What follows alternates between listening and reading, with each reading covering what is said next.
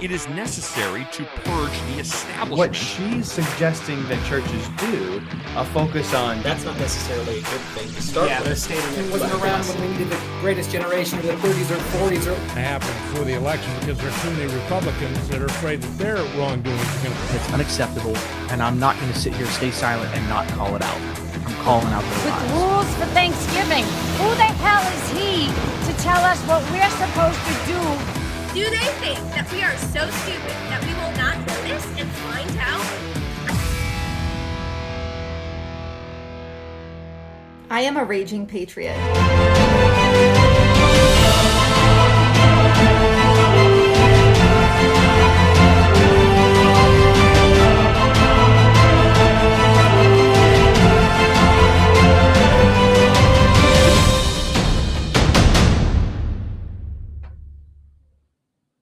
Welcome to KSok Uncensored, week 4.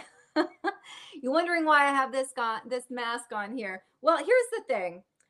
You have to find the humor in all the nonsense happening around us. If you don't, you'll have a stroke. I want to show you an image that inspired this bit here.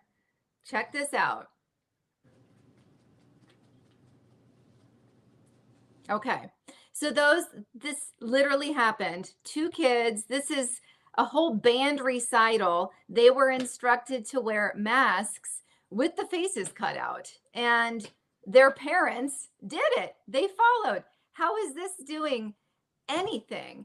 And you know, the fact of the matter is we are being lied to day and day and day by day. And the thing is that over half the country, including conservatives, actually believe the lies. Those parents that allowed their kids to go to school, to go to a band recital, rehearsal, whatever that is, with the face mask cut out, they are just as much the problem as the idiots making the rules. So that's just something, you know, I found it quite humorous. Plus, I love The Office, and I love that bit where Michael says, "Explain it to me like I'm 5." But it's so crazy that we have to laugh. We have to laugh. But I'll tell you what, please do me a favor. If you're ever in a position where your child is supposed to be cutting out the mouth hole of their mask so that they can go partake, please refuse, because that is the most ridiculous thing I've ever seen. Well, I wanted to talk about some more lies that we're being told.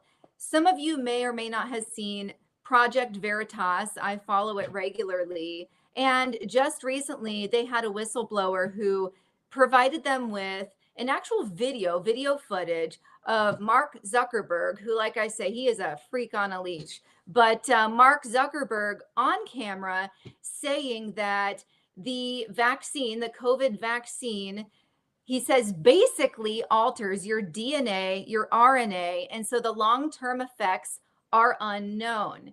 But then you go back to November and he's interviewing Dr. Fauci and he says, this doesn't alter your RNA or your DNA, correct? And Fauci, of course, no.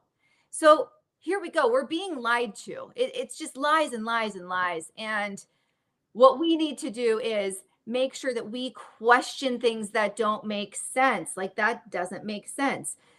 Oh, that's so incredibly frustrating. Well, I want to pivot to my, let's just say my political crush of the week is Trump's attorney, Michael Van Der Veen. And for those of you who haven't seen it, he verbally slays this fake news gal, where she's basically talking about some falsified documents that were presented during the impeachment trials. And she's trying to downplay the fact that they were falsified. And he grew so disgusted that he rips his mic off and throws it on the ground. And I'm telling you, I loved that. But he did a great job. But my guest today is very much on point with what I'm talking about here. We're being lied to, and she is a prime example of what we're seeing day after day.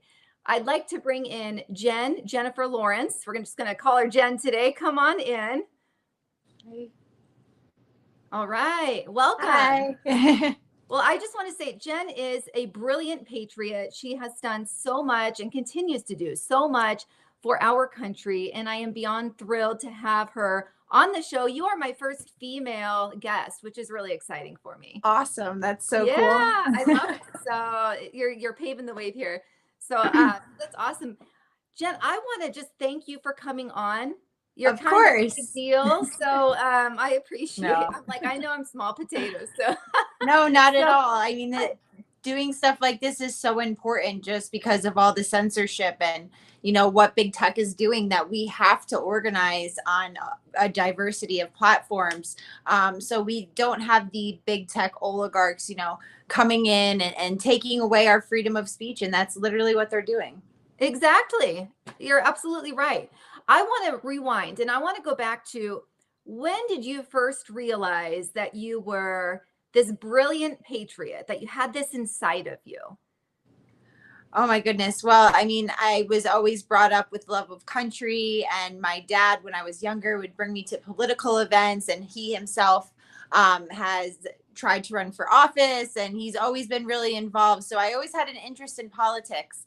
And then after I graduated from New York Military Academy, I didn't want to go to West Point, even though my dad wanted me to go so badly. And I just, after 2 years, you know, of military boarding high school, I was really ready just to go to regular college.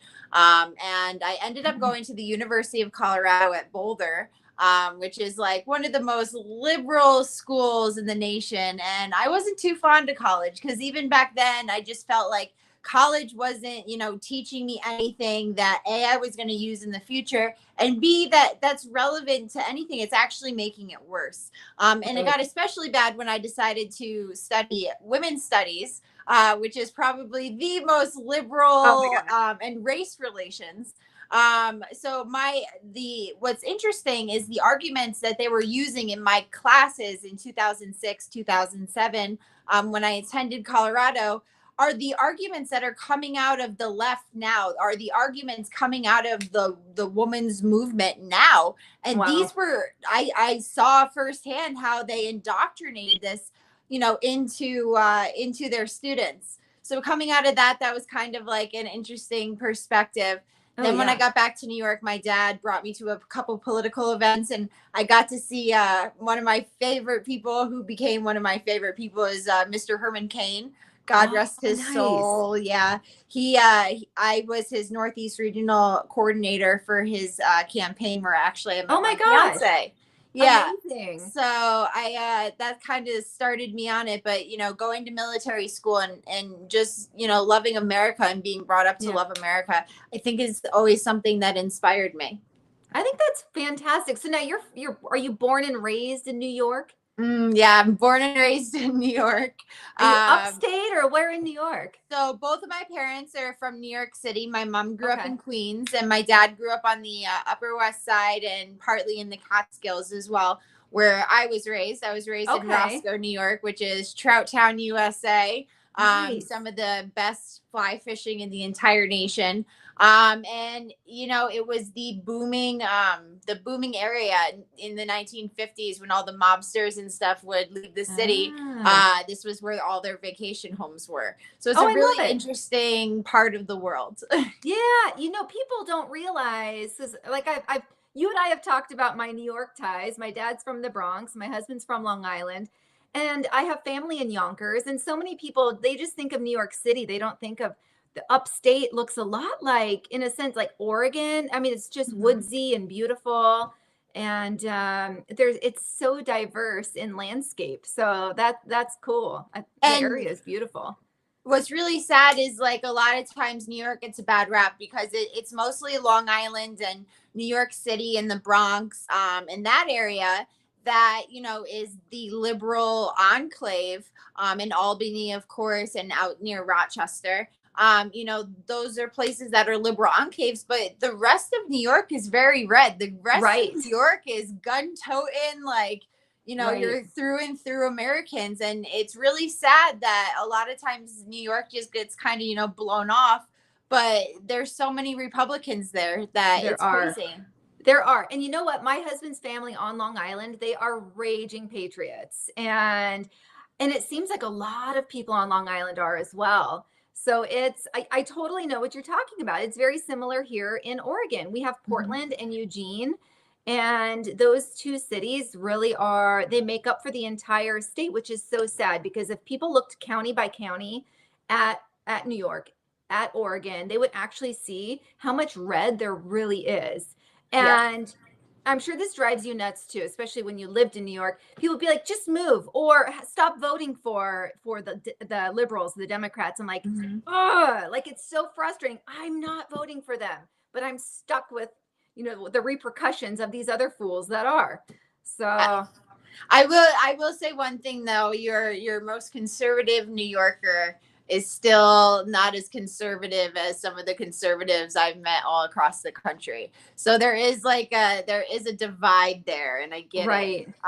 But we can't just, let places go to the wayside, because that's where we get people like Alexandria Ocasio-Cortez and people who are coming out of these liberal, cities and really doing a lot of harm to our country. And I think it's because we ignore some of those races that, if we can't beat them, we should at least hold them accountable. I completely when they're agree. Running for office. So I think, getting into these places, even if we know there's not, an ice cube's chance in hell of us ever winning, influencing, the decisions that are being made and having our voices heard and being that point of contention, I think is really important. Right. And, I like this message, because my guest last week, he started Free Oregon for that very purpose. And I had told him how I wanted to escape and move to Idaho. And he's like, don't run away, because we have to stand and fight. Otherwise, we lose the state. I mean, we've already been without red for a long time here, but this is the time to fight back. And that is on point with what you're saying. I mean, it makes sense, because what we see nationwide is the Democrats, a lot of Democrats, they're fleeing their ultra blue states, but they're bringing their thought process and their voting with them. And so all these states are turning purple, including Texas, which is very sad. And it's super frustrating to see. So unless we do stand our ground, we, like you said, we don't have a shot to get that state back at any point in time. So yeah, and that's where the more communist draconian laws are going to come out of. Right. So if we just allow them to, be just an echo chamber for their decisions and everything like that, if they're not hearing and having opposition from the other side, well, I mean, at that point, you're just as guilty. Right. I completely agree. It's been a shift in thought process recently for me, because I was ready to, if it wasn't for my husband digging his heels in for Oregon, I'd be in Coeur d'Alene, Idaho right now. But a lot of liberals are moving to Idaho too, so God only knows. Yeah. That's crazy. Well, okay, so I want to jump to what's been happening to you just recently, which is just blows my mind. And Juan, if you could show the image. So basically, can you talk to us about what you experienced concerning one of your tweets that came up during the impeachment trial? Yeah, so I was the morning of the impeachment trial. I didn't really care to watch, as many other people weren't really watching, because it was should have been dead on arrival, but it wasn't. So I got a phone call from my brother, who him and I don't really align politically. But he called me and he's like, I just got a message from one of my friends that you were mentioned in the impeachment trial. And I was like, wait, what? Swalwell's office never got a hold of me. No one reached out to me. No one asked me what I meant by this. They automatically assumed that I was going to come to DC on my horseback and ride in with my cavalry, being like a crazy ass American. Yeah. But that's not what I meant. But I was being a crazy ass American, because you know what? They did kick Jesus Christ out of Washington, DC a long time ago. Right. And that's a place where he isn't welcome. And we were on the March for Trump bus tour with a bunch of pastors. Pastor Gibson, he has churches in Kentucky and Amarillo. And then we were with Pastor Greg Locke, who is out of Nashville. And we were talking, and I feverishly just put a tweet out because, I just wanted President Trump to know that we were behind him. We were fighting for him. And we were coming to DC to stand beside him to stop the steal that was obviously going on. Right. Like they try to use the mainstream media to tell us, this is what's going on. You need to follow it this way. And if you divert from that, you're a conspiracy theorist. Okay, well, wait a second. That's really not how America works. So I tweeted it out. And at some point, like maybe 5 minutes later, Pastor Gibson came back to me and he was like, Jen, you spelled the word Calvary wrong. And I was like, no, I didn't. I meant I was bringing the cross and Jesus and the resurrection and like saving your soul to DC. That's what I meant. I did not mean the Calvary on horseback, even though that is, part of our army is they have a cavalry division, so it's not like this is ridiculous. And it's not even what I meant. And no one even asked me, and they just started tearing my words apart. And I mean, these are my elected representatives. These people are my voice in Washington. And not only have you taken my First Amendment right away by freedom of speech, now you're attacking my religion and saying that's not what I meant. That is what I meant. You can go back to the 40 or 50 speeches I gave all across the country. You can go back to the speeches I gave in Washington, D.C. on the 3 separate rallies that we held at D.C. and on January 6th at the Ellipse. We were not part of the insurrection. I did not lead the insurrection. I had nothing to do with the insurrection. I was literally at my hotel watching it on television. And these elected officials really, really took away my freedom of speech.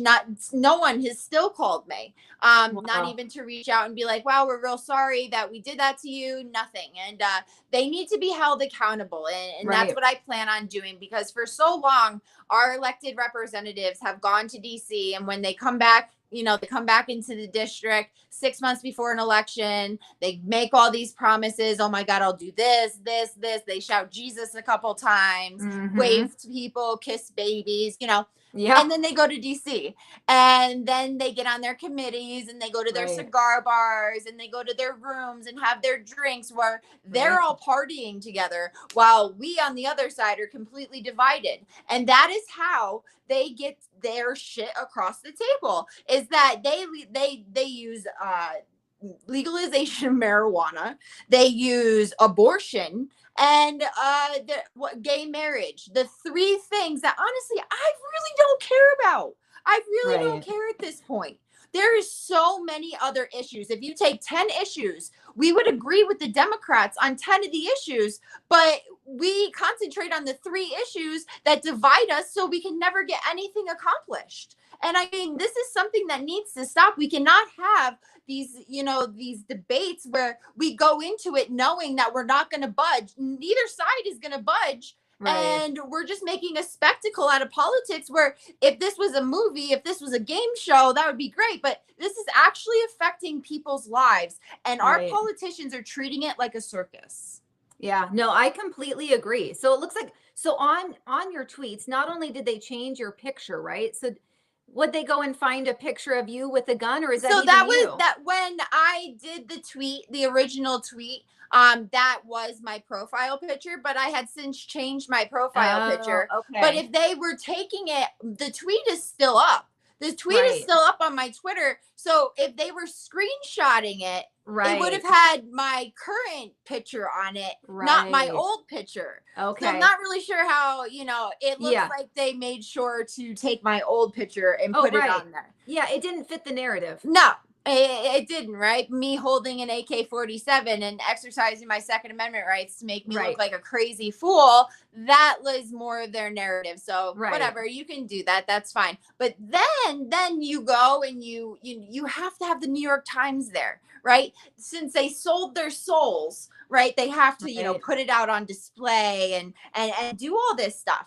Well, you had the New York Times there. You were doing your photo op, and in the side by side, you can actually see where they have 3 different squares representing the 3 different people on the call, and they are literally editing my tweet in real time. Wow. And I mean, they've edited the date at the bottom. They inserted the blue check mark to make me look like an influencer, to say like, oh, well, Donald Trump retweeted her specifically because she said call the cavalry and she must lead all those people and she's an influencer. So we have to make sure she has a blue check mark. And I mean, like, I've seen so many people reacting on Twitter and on social media being like, oh, well, it's not a big deal.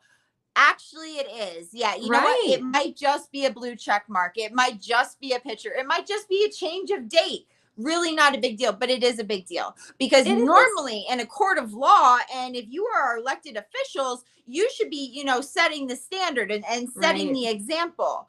You would be going to prison for perjury and entering false evidence into court. This is not acceptable. This is not how the U.S. justice system works. And if we are going to allow our elected representatives to get away with stuff like this, how are we ever going to have equal and fair elections ever again?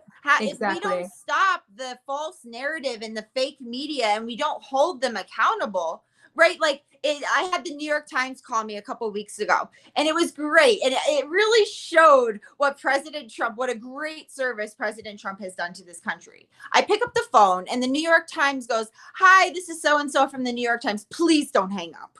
Right. Oh, wow. Usually when the New York Times would call, it was, hi, I'm from the New York Times. Like, I need to talk to you. And this is what I have to say. And you have to answer my questions now. Now they know we've woken up, that we're not going to sit there and let them have the narrative, have the floor, have whatever. We are here. And you know what? For years, you used Saul Alinsky tactics on us. You have attacked us. You have defamed us. And we have sat by because that was the right thing to do. But now we are watching our country go to hell and our politicians just doing whatever they want. Like disgusting examples like Mitt Romney, Ben Sass, Nikki Haley, who Donald Trump just turned down her meeting at Palm Beach and told her to pound sand, which she deserves. Right. But it's people like that who think they can go out and talk whatever they want about you and say whatever they want about you. And there's no repercussions. There needs to be repercussions. And we as Americans have an obligation. You know, there are certain things that we have to do as a nation to keep our nation in check, so we don't fall to the pendulum end of socialism and communism, and we don't follow the road of Venezuela and places like that. And you know, we cannot allow China, of all things, like China 10 years ago was in New York City buying airspace. They weren't buying buildings; they were buying the airspace above the buildings, because they knew darn well that they were going to come in here and try to take the United States over and over and over again. The CCP has come into this country. I mean, I won't even talk about what they're doing in the Caribbean. They've bought up all the Caribbean islands and done what the same thing is what Hezbollah did during the Lebanese civil war in the 1980s. They go in and they're saying, hey, you know what? You don't have very good infrastructure. You need roads built. You need schools built. You need this built. You need that built. Well, that's what China's doing in these third world Caribbean countries. So they look like a hero. Yeah, they're going in and they're putting in massive amount of highways, redoing the ports. They're bringing in Chinese manufactured goods. And they're literally taking over these islands in right off 100 miles, 200 miles, 300 miles off the coast of America. And no one's talking about this. That is some scary stuff. Look at the northern border. There's a couple thousand troops, tens of thousands of troops, Chinese troops just sitting there. No one sees this as a problem. I know. And the people that I'm talking about literally own the president.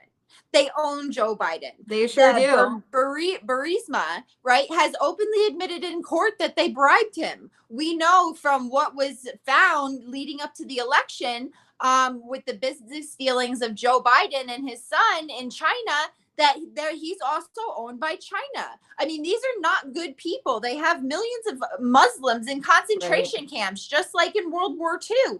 There's no religion. They attack Christianity. They kill people. They hunt people's organs. Like, these are not good people. They are evil. And why is Joe Biden at every single minute selling our souls to them. Like, I'm not Chinese. I don't want to be Chinese. Like, honestly, you made the whole world sick and ruined a lot of people's lives.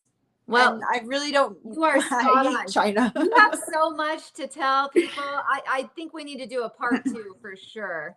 Yeah. I would love to talk about the CCP with you. Oh, of course. What they're doing to the Uyghurs. Turn into War Room with Steve Bannon. Steve is an expert on what's going on with the CCP. And he brings a really, really unique perspective on what's going on with COVID and just how the moves that China is making around the world, that it may be every day slow, but you look back a year and you're like, oh my God, they did all that in a year. I didn't really notice. Right. It, so, yeah, it's a peek into our future if we don't wake up. So well, I appreciate you being on KSok Uncensored so much. Thank you. Like I said, I think you're an amazing person and I admire you. Thank you. I admire what you're doing and keep fighting the good fight. And whenever you need guests or if you need anything, just let me know. Yeah, sounds good, Jen. Thank you so much. You have a wonderful evening. Thank you so much. Have a wonderful evening. You too. Bye-bye. Bye.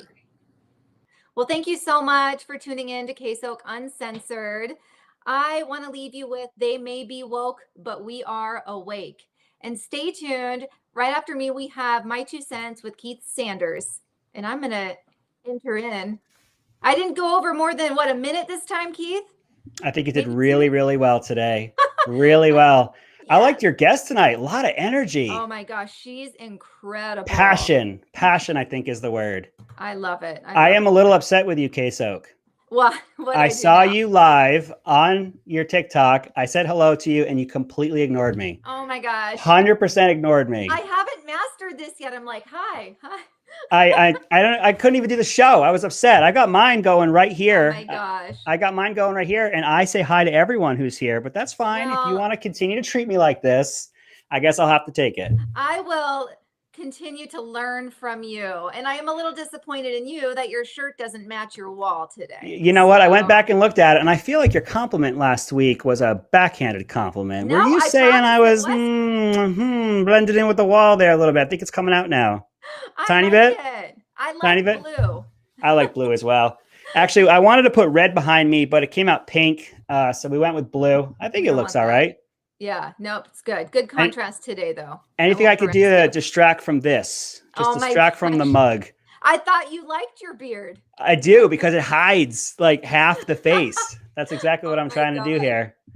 Well, I really liked the show tonight. I was watching you from more than one angle, and I really liked that guest. A lot of energy. A lot of energy. She's amazing for sure. I really do want to do a part 2 with her. You're going to have to. Which state was she from? I know you like to hit each state. Yeah. So she's representing Nevada. That's where she currently resides. Is it Nevada or Nevada? What was that? Nevada or Nevada? Well, my husband says Nevada. I say Nevada. My wife's from there, and I believe she corrects me no matter which way I say it. I don't think I can win. It doesn't matter the way I say it. I get corrected. Nice. Can't win sometimes in marriage.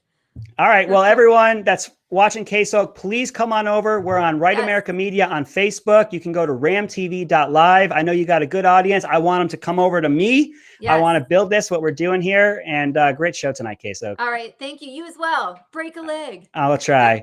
All right. Roll that intro on.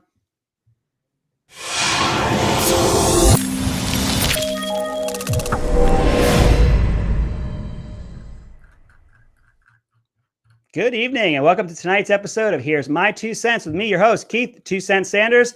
We're live all over the place tonight. I got my TikTok going over here. I got a pretty good following. So thank you to all. And thank you everyone here. And we got a good following going online tonight. We have a lot going on tonight. If you are new around here, we run this show every Thursday night, 7:30 p.m. Eastern on ramtv.live or on Right America Media on Facebook. If you're seeing us on YouTube, check us out live Thursday night, 7:30 p.m. Eastern. And what we've done around here is change things up just a little bit. I used to be a half-hour show. Now we're doing a 1-hour show. The producer informed me that he's just getting bombarded with requests for more and more of me. I didn't believe him when he said it. He's smiling behind the scenes because he's kind of a shy guy. I'm a shy guy too. But here we are. We're doing an hour. I actually really like it. I appreciate the opportunity. If you're new here, my name is Keith. I go by 2 Cent. It's an old call sign that I had when I was in the Air Force. And this helmet right here, I actually used to wear this helmet when I was in the Air Force, flying as a weapons officer over there, B-52 guy when I was in the Air Force. So I'm a conservative. I come with a conservative approach. I don't like to yell and scream and get upset. There's a lot that we're not happy with as conservatives right now, but something that I'm doing in my approach is trying to stay even keeled and to bring people in. Something that's been happening on my social media, and I got folks right here. Something I've been doing is staying cool, calm, and collected. And I've actually heard people say this is the most level-headed Trump person I've ever seen. This is the most even-keeled Republican that I've ever talked to, which is great because it's giving people an opportunity to talk to people that they normally would not talk to. So they'll take that forward next time they talk to somebody that they disagree with, and then they'll take it forward and they'll tell two friends and they'll tell two friends. So with all the intros aside, I think we would be remiss if we didn't take a little time tonight to pay respect to Rush Limbaugh, the granddaddy of them all. It's very upsetting to hear of his passing. It was something that was coming along. He had been ill for a while. If you're not sure who Rush Limbaugh was, very quickly, he's the reason that there's any conservative radio out there. He's the reason that there's really any conservative messaging getting out there. When he started with his show in the late 80s, there was nowhere to find a conservative viewpoint. A little bit here, a little bit there, maybe a weekly show here. There were some things that were on PBS, pretty hard to find, not something that anybody really watched. He became mainstream very quickly. And the reason was because there was roughly half the country that was looking for that outlet. He had a very good way of explaining what was happening without talking down to people. And he had just an innate way to entertain while he was giving that messaging. Now, was he perfect? He wasn't perfect, but he did atone for mistakes that he made along the way. And for the treatment that he's been receiving from the media since is appalling. It's disgusting. For rotten hell to trend and for rest in piss to trend afterwards is appalling, abhorrent, and utterly disgusting. Of course, it's allowed on social media, and there's no fact checking and there's no guideline violations for that. When Ruth Bader Ginsburg, who did a lot of things that I disagree with, passed, President Trump gave his respects. People from the right gave their respects. They may have pointed out spaces where they disagreed with her, but they didn't say anything like what you see here. So of course, it's another instance of our tolerant left continuing to be ever so tolerant. But let's get past the negativity. Rush Limbaugh is the reason that there's anything like what you're seeing here, that there's anyone who feels that they have a voice to spread a conservative message. So if you do see that stuff online, ignore it. Understand that he was a really good person. He was not perfect.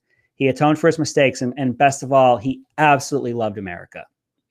All right, we have a lot to cover tonight. There's a lot to cover tonight. I was actually talking on my live before we started here. When this week started, I wasn't sure that we were really going to have much to talk about.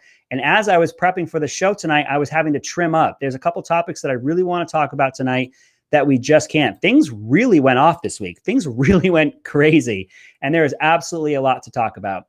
After my show, which you can find here on ramtv.live, 7:30 p.m. Eastern, every Thursday night, or on Right America Media on Facebook, we have a new show. It's called Loaded Mic with Dan Wos. And I hope I'm saying his name correctly. So he's a new addition to our show. He'll be on right after me. And I really hope that you'll stick around to watch him. As I mentioned, we're growing pretty quickly here on ramtv.live on Right America Media. And I think it's because people have been getting the message that the deplatforming is not going away, and that if they want to find something other than a liberal's point of view, they're going to have to search it out. Now, I'm not going to say that I am the news. I'm an opinion person. I have an opinion, and it comes from a conservative point of view. Now, that being said, we're starting to grow as well. This channel is growing pretty rapidly, and I think our show is growing pretty rapidly, and we're really, really excited about it. And what we're doing right now is a 1-hour show. It's previously 30 minutes, and there's the potential for a second show. So if you all keep adding likes and follows and watching, I might be able to get a second show out of this, and that could be a lot of fun. So we do have a YouTube channel where you can find me. You can find my old episodes. Here's My 2 Cents. Find us on Facebook. Here's My 2 Cents. Juan, if you could for me, put my socials on the bottom. Can I get at 2CentKSJ on both TikTok and Parler? Once Parler comes back up, I'm on Apple, so I haven't seen it yet.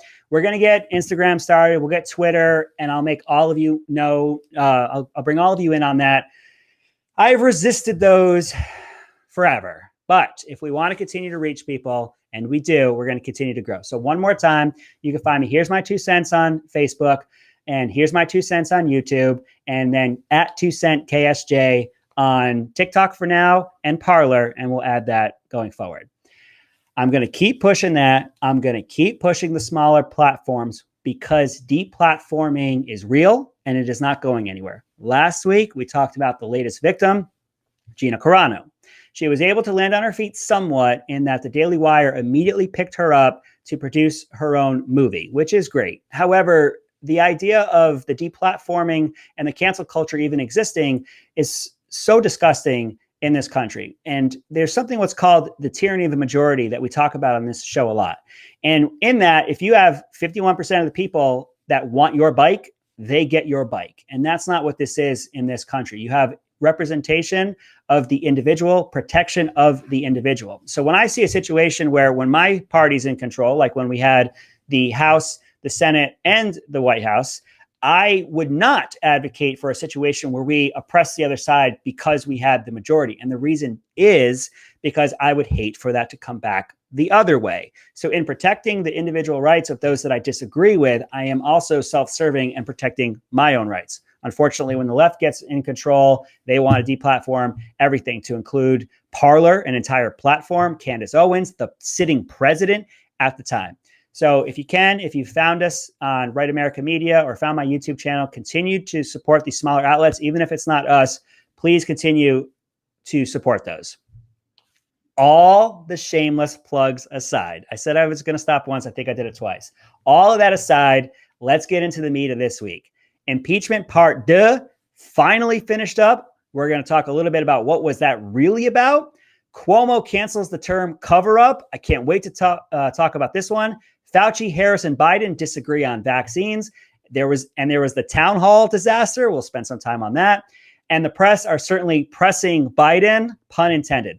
So with all of that being said, here's my 2 cents on Dems defending Dems defending Dems. Big topic, first topic of the week, impeachment, Part 2, it's over. Talked about this last week, and the same thing carries over this week. Who cares? Honestly, who cared? No one cared about that impeachment. Everyone knew what the outcome was going to be. I talked about it last week. I've talked about it on TikTok. I've talked about it on other social platforms. The reason was for the Democrats to be able to smear anyone who didn't come along with them and for them to get their sound bites. They wanted their sound bites for their reelection, and they're going to get it. Now, here's another way that I know no one cared. Any of my social media posts that talked about impeachment did horribly. Did absolutely horribly. Nobody wanted to talk about it. Nobody wanted to look at it. Nobody wanted to even get mad about it. Usually I could find a situation where people are so sick of it, but they're mad about it, so they'll continue to watch. Nobody cared. Absolutely nobody was watching. But something that occurred to me today was, if they knew they weren't going to get these votes, and they did know that going into it, what was the point? Really, what was the point? I know I earlier said that it had the concept that they could draw this line and you're bad if you're on that side, you're good on this side, and I get my sound bites. What was really the point? And it really comes back to the idea of whatever's going on in Washington, it's to distract you from something. It's look over here, don't look over there. And we talk about that a lot on this show, and something I talk about on my social media sites. So what was the thing they didn't want us looking at? What happened just 2 weeks ago? They started passing that $1.9 trillion spending bill. Does anyone have any idea how much money that is? That is an insane amount of money. And they have handed it over to these different committees that are going to chop it up, divvy it up, and decide where it's going to go. So then for the next week, we have to talk about impeachment and Trump and this big shiny object and look at all these videos of these horrible things that people did at the Capitol. No one was asking what was going on in the COVID relief bill. And no one's going to ask what's going on in that COVID relief bill until it just shows up on our door and you have to get it out and sign it because the American people need it. And if you don't sign it, you don't want help to get to the American people and you're bad and everyone has to sign it. And guess what's going to be in it? There's going to be money for the Kennedy Art Center again. There's going to be money for gender studies in some random country. There's going to be other money that goes to random places. $1.9 trillion is an insane amount of money. And unfortunately, I'm fearful. I had some hope a couple weeks back. I'm fearful that $15 minimum wage is going to make its way into that bill. We have a temporary situation, and I've had people push back on me and laugh at me, scoff at me, to say, oh, COVID is temporary. There's a thing called herd immunity. and that herd immunity is accelerated through a vaccine. And we have 4 of them. And we have over 1 million shots going into arms every single day. We will reach herd immunity at one point. Therefore, this is temporary. So we're going to take a temporary situation and we're going to put a generational impact on the bill. First of all, we're at 6.3% unemployment rate right now. And of the states that stayed open, they're less than 5%. So I don't understand the continued need to shove money into people's pockets when we could be spending money on safely reopening. But then again, people aren't completely reliant on the federal government. So that's obviously not going to work. So impeachment's sole purpose, not sole purpose, I'll be honest, not sole purpose. There's a lot of purpose. One of the purposes that I don't think people have talked about was that they were hiding what was going on with the COVID. Now, I have hit them a couple times on the concept that they were in it for the sound bites. So you want sound bites? We got sound bites too. Juan, can you play for me? Cut 2. This is Trump's lawyer shortly after the acquittal. Let's follow up with a point that you're making right now about the House managers, as you say, doctoring evidence, and the argument. They didn't deny for it. Our viewers, they didn't deny it. I put it in front of them 3 times. To be clear for our viewers, what you're talking about now is a check mark. That's a verification on Twitter that did not exist on that particular tweet. A 2020 that should have actually read 2021, and the selective editing, you say, of the tapes. Is that the doctored evidence of what you're speaking? Wait, that's not enough for you? That's not enough for you? Wait, no, sir, no. I'm not a juror in this trial. What I'm trying to be clear for our viewers is what you're referring to, because not everybody has been following. It's not okay not everybody, to doctor a little bit of evidence. Respectfully. The media has to start telling the right story in this country. The media is trying to divide this country. You are bloodthirsty for ratings, and as such, you're asking questions now that are already set up with a fact pattern. I can't believe you would ask me a question indicating that it's all right just to doctor a little bit of evidence. There's more stuff that we uncovered that they doctored, to be frank with you, and perhaps that will come out one day. I was actually talking on my social media site on the side. Juan's going to give me the thumbs up after the video comes back. Thanks a lot, Juan. You're the best. Love you, buddy. How much do you love the concept that, well, it was just a check mark and it was just the date and it was just completely false, but if I spin it in this way, then you're the crazy person, aren't you? The gaslighting is amazing. Now, if you don't know what gaslighting is, it comes from an old movie. I think it's called Gaslight. And this guy wanted to make his wife feel like she was crazy. So something that he did was he would turn down, this is back when they had the kerosene lamps. He would turn down the light just a little bit. And then she would say, well, did you turn this down? And he would say, no, I didn't.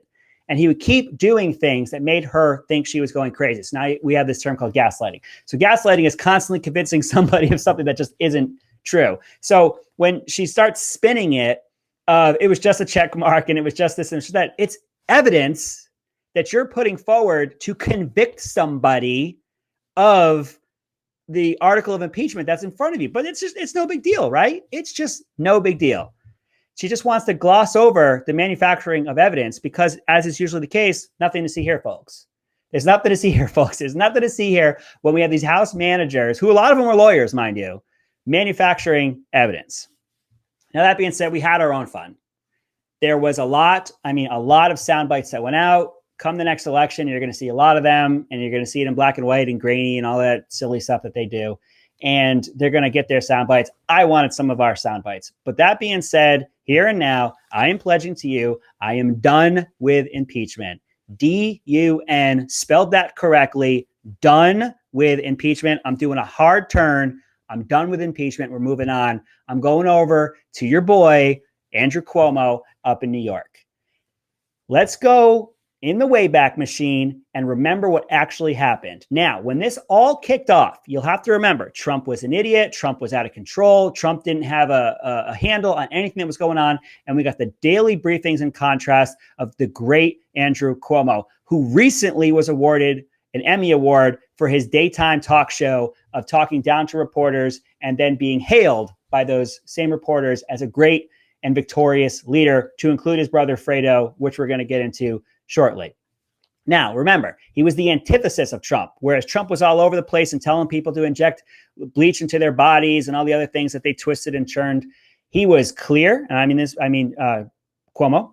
Cuomo was clear. He was concise. And best of all, he was truthful. Remember that. He was truthful.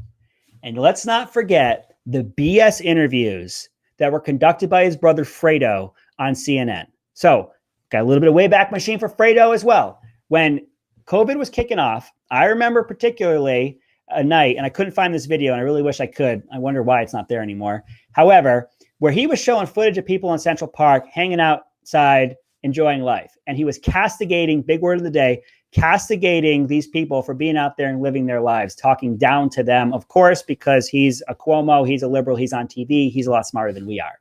Then he contracts COVID himself. Now he's the story. Now he has to do his shows from his basement in his very expensive house. While he's at home, quarantined, he left his house to go to his next house where it was under construction. Somebody came by and said, "Hey, aren't you Andrew Cuomo?" And he goes, "I sure am." And that person goes, "Don't you have COVID-19? And Cuomo yelled and screamed at the guy for calling him out for rightfully what it was. Now that we have it set of what Andrew Cuomo was doing and how he was hailed, a great leader, and what his brother was doing, pointing the finger at others and then doing it himself, I want to play for you one. Let's get cut 7 going. This is Fredo congratulating his brother before anything was even over. I'm wowed by what you did, and more importantly, I'm wowed by how you did it. This was very hard. I know it's not over. Obviously, I love you as a brother. Obviously, I'll never be objective. Obviously, I think you're the best politician in the country.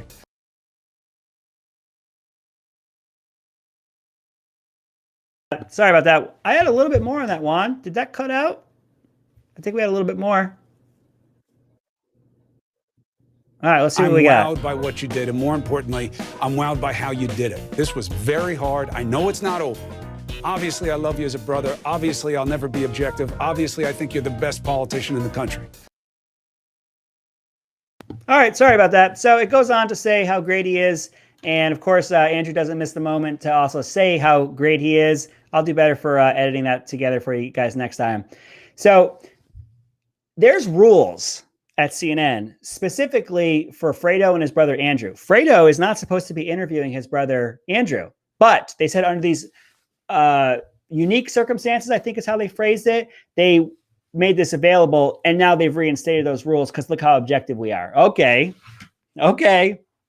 So when Andrew Cuomo is being hailed a victor, a great leader, the antithesis to Trump, let's put him on the air with his brother. And he'll get these loving, glowing interviews where he's not going to be hard pressed, of course, but he's going to continue to be seen in a great light. But now that things aren't looking so good for Cuomo, now his brother's not going to do it. Little bit convenient. At the time, liberals were eating it up. They loved it. Now let's fast forward to now. The Attorney General, who is a Democrat herself, Letitia James, I believe her name is, and by no means a Trump supporter. Actually, I think she's going to be going after the Trump family here shortly. Found that Andrew Cuomo's office misrepresented the number of COVID-19 deaths in nursing homes by some 50% potentially. Now, why is that important? Back in March, when this all kicked off, Andrew Cuomo set a rule, a mandate, an order that the nursing homes had to take in infected elderly. Now, at the time, we knew that the elderly were highly susceptible and the highest of risks. He mandated that they go back to these nursing homes. Here in Florida, DeSantis actually followed the science. He segregated his most vulnerable. And as a result, we're the second oldest population in the country, and we're 34th in deaths. We're beating half the country, even though we're second in oldest age that we have here, and we have more people than New York. Cuomo mandated that people go back into the nursing homes. Then, after he put them in these nursing homes, it was reported there was no effect. It wasn't infecting people. Things weren't getting worse. This is a ready-made scandal if there ever was one. You're going to make a decision this big, and it has no impact on what's happening. All it takes is a 2-second look into this, and you will start to see a little bit more. But the media wasn't there to cover this. The media wasn't there to investigate anything. The media was there to drool over him there was actually a time back then that they started basically petitioning for Cuomo to run for president because we were still in the 2020 election. That's how strong a candidate Joe Biden was. But I digress. So since the AG has said that there's some 50% underreporting here, one of his aides came out and said, yeah, we knew that the numbers didn't look so good, and we didn't want to report them to the Trump administration because we might get negative press for it, essentially. They might use it against us. Juan, play for me cut one. It's going to be Cuomo and his aide. Trying to tamp down a growing scandal over COVID deaths in New York nursing homes. Today, Governor Andrew Cuomo tried to separate what he called political spin from facts. The New York State DOH has always fully and publicly reported all COVID deaths in nursing homes and hospitals. Last week, revelations that one of the governor's top aides told Democratic state lawmakers nursing home death data was delayed, saying we froze, fearing the numbers would be used against us by the Trump administration. We didn't provide all the information that was requested. That did create a void, and misinformation did fill the void. And that misinformation gave people aggravation and confused people. And confused people who lost a loved one. Delicious. Delicious. This man just from now until forever got rid of the term cover-up. Cover-ups do not exist anymore. I want to thank him so much. There is something called lying by omission. Lying by omission is when I really should tell you something, and if I don't, I'm lying. It's called lying by omission. So I'm going to tell you, everyone here right now, just say what Andrew Cuomo said. I didn't cover anything up. I didn't lie by omission. I just haven't told you yet. I just haven't told you yet. It's so rich. It's so delicious, and it feels so good. Next time I get in trouble for not saying something that I really should have said, and I know that I should have said it, I could just say, I hadn't told you yet. And because I haven't told you yet, misinformation came in. I'm sorry. Misinformation came in, and as a result, I can understand your frustration. But I just hadn't told you yet anymore. It's unbelievable. I do like the line, we didn't provide all the information that was requested. Guess what, Andrew? That's a cover-up. Timeline. You were supposed to tell them something. You didn't tell them something. It got found out. You covered it up. That's the answer. You covered it up. I want you to know, men in particular, and I'm not leaving you ladies out. I'm just not a lady. But I do know for men, if you guys ever get in trouble with a certain someone in your life and they say that you have covered it up, there's no such thing as cover-ups anymore. This man has single-handedly gotten rid of it. He's canceled. He has canceled the term cover-up. Now, at the beginning of that, jokes aside, at the beginning of that, he had said this quote, and I want to say it to you exactly because it's very important the way he said it. The New York State Department of Health has always fully and publicly reported all COVID deaths in nursing homes and hospitals. Factually true, sir. Factually true. And not only is it factually true, it is genius in your approach. And here's why. When you say we reported all COVID deaths in nursing homes and hospitals, it makes it true. And here's why. He's leaving out that you have to have those two together to make them true. And here's what I mean. His mandate sent people back to the nursing homes, which infected more people. Then they played a shell game with the numbers. As these people didn't die in the nursing home, they were shipped back to the hospital, and then they died in the hospital, where they were then added to the deaths in the hospital pile. That's a bad term. The deaths in the hospital ledger. So it therefore doesn't look like his decision to send infected people back to the nursing homes had as big an impact as it actually did. He wants to continue to maintain that it doesn't matter where they died. True, sir, it doesn't. But when you report it the way that you reported it, which was specific and was specifically done that way, it's to hide that they contracted it in the nursing home as a result of your bad policy. Now, if your policy wasn't so bad, why did you reverse it in May? I think he made it all the way till May before he reversed it back.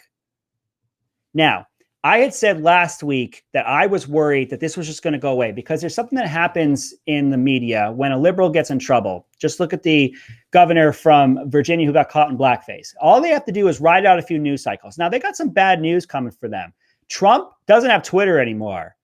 And what that means is Trump isn't going to say something off color that the press is going to go crazy about for the next week. He's not going to get that cover. That's a double-edged sword for them. You've taken away Trump's ability to talk, but at the same time, you've taken away Trump's ability to steer a story away from somebody. And that's a good thing in this situation. I think this has legs. I had said last week that I was nervous that it wasn't going to have legs. I think this has legs, and I really want it to have legs. And I don't want for a second for people to think I'm the type, I want revenge, off with their heads. I want accountability. I want some accountability. When you take on that role, you take on that high level responsibility. And when you talk down to people, and then you hide information, and you're very clever with your words to say that you didn't hide information, there needs to be accountability. Now, the FBI is looking into this, and you have your state AG looking into this. Now, once upon a time, I remember, these gray hairs will let you know, I've been around long enough to remember when people in each party held the other people in their party accountable. They would not stand for things like this. They would say, if you're a liberal, if you're a Democrat like me, and you represent us this way, we can't have that. There has to be a level of accountability from within as well. However, now there's the fear that if they do that and the media covers it objectively, God forbid, that they might lose that seat. They might lose that governorship. They might lose a House seat and so on. So it has to be put aside, if not covered up, if not ignored. I really hope this one continues. I really want to see some accountability. Those were not easy decisions to make at the time, but better decisions were made in other places, and the media showed you in the greatest light the entire time. Why? Because you were anti-Trump. You were the antithesis of Trump. If he said left, you said right. If he said up, you said down. And of course, you were right. I do want some accountability. Sticking with COVID, but moving up to the federal level, when Trump was still in office, there was this constant need to pit Fauci against Trump, Dr. Birx against Trump. And it was constantly to pit a wedge, or to create a wedge with the media. With the public and Trump. Now you have Fauci, who doesn't necessarily agree, and he's not pushing the same message as the White House, and that's not being used the same way. When it was Trump, the smallest discrepancy, earth-shattering. Absolutely 100% earth-shattering. You have Fauci now saying things one way, Harris is saying things another. Biden is all over the place, of course, as he continues to meander through life. Harris was asked directly if teachers needed to get vaccines in order to go back to school. She stuttered and stammered her way around to say that health was important and schools were important, never answered the question. Some people are arguing that's because they're kowtowing to the teachers' unions, and the teachers' unions are pressing them so hard that they're doing everything they can to appease them. And of course, they're not getting anything that they need. And the children, our children and our families are suffering for it. Now, there's been a story since day one that the Biden administration has been pushing, which is they're starting from scratch. How can you start from scratch? How can you say there were no vaccines? How can you say there was no way to vaccinate people when there's footage of all three of you, Fauci, Biden, and Harris, all three of you getting the vaccine? I have footage of it. How can that exist and you say that you were starting from scratch? Juan, play for me cut 4. Let's see what all three of them have to say, Fauci, Harris, and Biden. There was no national strategy or plan for vaccinations. In many ways, we're starting from scratch on something that's been raging for almost an entire year. Is the Biden administration starting from scratch with the vaccine distribution effort? No, I mean, we certainly are not starting from scratch because there is activity going on in the distribution. This thing, though, as you remember, when you and I shouldn't say it that way, as you remember, but when you and I talked last, we talked about it's one thing to have the vaccine, which we didn't have when we came into office, but a vaccinator. How do you get the vaccine into someone's arm? Sorry about that. Like I said, let's just ignore the fact that I've seen all of them get the shot, and that happened before inauguration. So this always comes down to why. Why is this happening?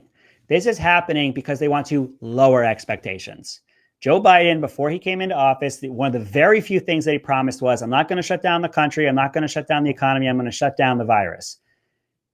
Okay, Joe, let's shut down the virus. Day one, 1.1, your first day in office, which is to say you inherited what Trump had put in place. I'm not even talking about Operation Warp Speed. I'm talking about what he put in place to get shots in people's arms. 1.1 million shots were on day one. You then, within that first week, had your press secretary say you wanted to get to an average of 1 million a day. So you're going to raise the bar from 1.1 million to 1 million. You're going to continue to promise things that are already happening. They want to lower your expectations because, oh my, now that I'm in office and I have real information, this is really hard.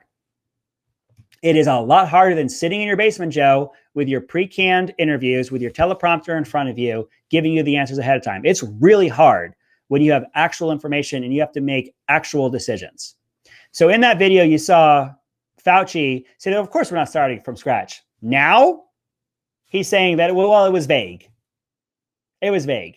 This person makes over $400,000 a year in a federal job. He makes more than the president.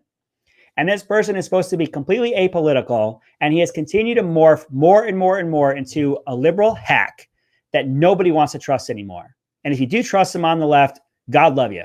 Or as they say down in the South, bless your heart. One of those videos came from the Biden town hall. If you didn't get a chance to see it, it was something. It was surely something. And Biden said things. Words came forth. Some of them were strung together. Some of them made sense. And a great deal did not. The man continues to just blow my mind. There was one particular point where he wanted to talk about why minorities and people of color were getting less shots. Juan, play for me cut 5. He's going to tell us why that is. A lot of people don't know how to register. Not everybody in the community, in the Hispanic and the African-American community, particularly in rural areas that are distant and or inner city districts, know how to get online to determine how to get in line for that COVID vaccination at the Walgreens or at the particular store. Yep, folks. They don't know how to get on the internet. They don't know how to go on the internet. And he goes on to say he's going to get some of that $1.9 trillion that we talked about. $1 billion of it is going to go to educate people of color in the inner cities on how to get on the internet. Can anyone imagine what would happen if a Republican said that? Can anyone imagine? When they, from the left, want to tell us that, depending on what you look like, you're inherently racist, and then you hear someone who comes from that point of view, how is that not a racist thing to say? How is that not a racist approach? How is it he says out loud on national TV, people of color, Hispanics and African Americans specifically, don't know how to get on the internet so they can get in line to get their shot? He had a lot more meandering to do that night. And I'm going to keep this going. Juan, get for me cut 6 if you can. It's Joe talking about the differences of us in China. The central principle of Xi Jinping is that there must be a united, tightly controlled China. And he uses his rationale for the things he does based on that. I point out to him, no American president can be sustained as a president if he doesn't reflect the values of the United States. And so the idea, I'm not going to speak out against what he's doing in Hong Kong, what he's doing with the Uyghurs in western mountains of China, and Taiwan trying to end the one China policy by making it forceful. I said, and by the he said he gets it. Culturally, there are different norms at each country, and their leaders are expected to follow.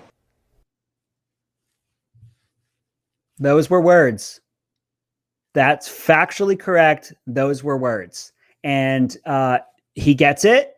And those were words. That's where I'm going to go with that. Those factually were words. Now, let's talk about some of these cultural differences that Biden wants to talk about. You want to know what these cultural differences are? Genocide, religious persecution. These are the cultural differences that we're talking about.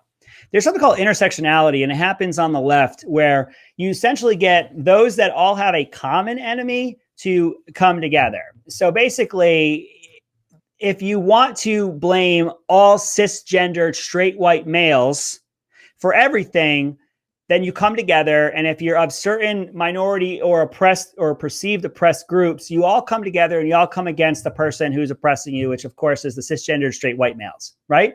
Now, how can we push China is not pursuing religious persecution, is not committing genocide? You want to know how? Because of intersectionality. If we're all against the same common person, then you get a situation where China is committing genocide and has actual concentration camps against what's called Uyghur Muslims. They do not allow the Muslim religion. You would think that the intersectionality of the Muslims who have joined in with the other groups and the LGBTQ and the feminists and the so on, and they all came together. Well, you have actual Muslims being persecuted, put in concentration camps, and killed. But it's China, and Trump was against China, so we have to be with China, and we're not going to look at those situations. And Joe Biden is going to say that he just wants a tightly controlled China. Not a bad thing. And we have cultural differences.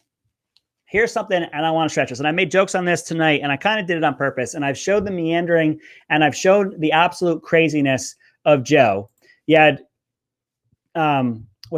Anderson Cooper doing everything he could to drag Joe around that night. And I was sitting there saying, why are they putting him out there? Why are they not hiding him in the Oval Office? Wouldn't it make more sense for them to just keep putting EOs in front of him, executive orders in front of him, just say, sign the bill, sign the check, make sure you leave a nice tip, Joe? Shouldn't they do that? So there's never a reason. There's never not a reason for something. So what's the reason on this one? I'll tell you the reason. I have predicted within the first 9 months of this administration, he will be pushed out by his own people. And I believe they're starting to build the artifacts. They're starting to put the case together for people to start going, is Joe okay? People on their side, mind you. You've had people on the left and people from the center, and I'm not going to call out names, but you've had people from the left and people from the center question the faculties of Joe Biden. You don't have to go back that far. Go back to the 2016 election when he was on the stump and see his ability to talk then. Now they want to say it's a speech impediment, as I ironically stumble over that word. They want to say it's a speech impediment. Nope. A lot of footage of this man. This man does not have a speech impediment. They are doing this to start building the case that Joe's not okay. Wait for it. They're going to start slowly asking these questions. And they may even approach it as, well, people who are against them are questioning it. That might be their gateway into this, that they then dissect, why would someone else say that? And then they'll slowly start to turn that public opinion. Remember, they spent over a year and a half telling you that Joe is a centrist, Joe is not losing his faculties, and Joe is a good guy. Now they have to change that opinion. And they're going to do that by slowly doing things like this and showing you and having people start to question it. So the media is always complicit in this, right? And I've been really alluding to that right now. The media is always complicit in this. And something else the media is complicit in is the treatment of Joe. Let's take a look at an impromptu meeting with the media between Joe and the media on the White House lawn. Can you play for me cut 3, 1? You'd all be here, but we'll be here. Love your dog. We live here. Yeah, thanks. That's good. I'll bring the donuts next Friday if you come back. Okay. I tell you what, I apologize. Here, I didn't have a taste. I didn't even have a taste. Here, come on. I promise you. I'm going to get in trouble. I don't have my mask. I give you my word. I didn't have any. Well, thank you. I appreciate it. Okay. All right. No mask. No mask on federal land. What are we going to do? No mask. There was 2 of them. There was 2 of them, no mask. I'm surprised his eyes didn't pop out and start melting. He just walked right up to her. You're in COVID. COVID's going on. What's the best thing to do right now? Walk right up to someone with no mask, Joe, and hand her your coffee. That is the absolute best thing you could do right now, Joe. Go give that woman a coffee. Go back to the beginning of that. You have a reporter calling out, I love your dogs, Joe. I don't even think he heard it. I actually had to turn the volume up on that really high, and I don't even think Joe heard it. And he's standing out there with his coffee just on the front lawn of my house. The house that happens to be white over there. The White House just happened to be here. Oh, I didn't see you there, folks. I didn't know you'd be here. Joe, you can't go to the bathroom without the press being outside the door. It's worse than having a toddler in your house. There's no privacy, buddy.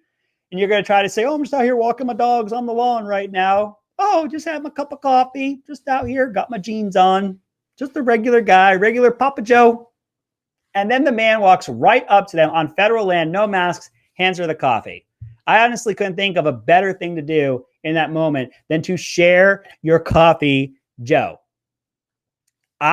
When I go out to buy a coffee, I got geniuses on the other side of the glass wearing a full hazmat suit like you see in the movies, handing me a coffee. But this guy's going to walk right up to a stranger with no mask on federal land and hand her the coffee.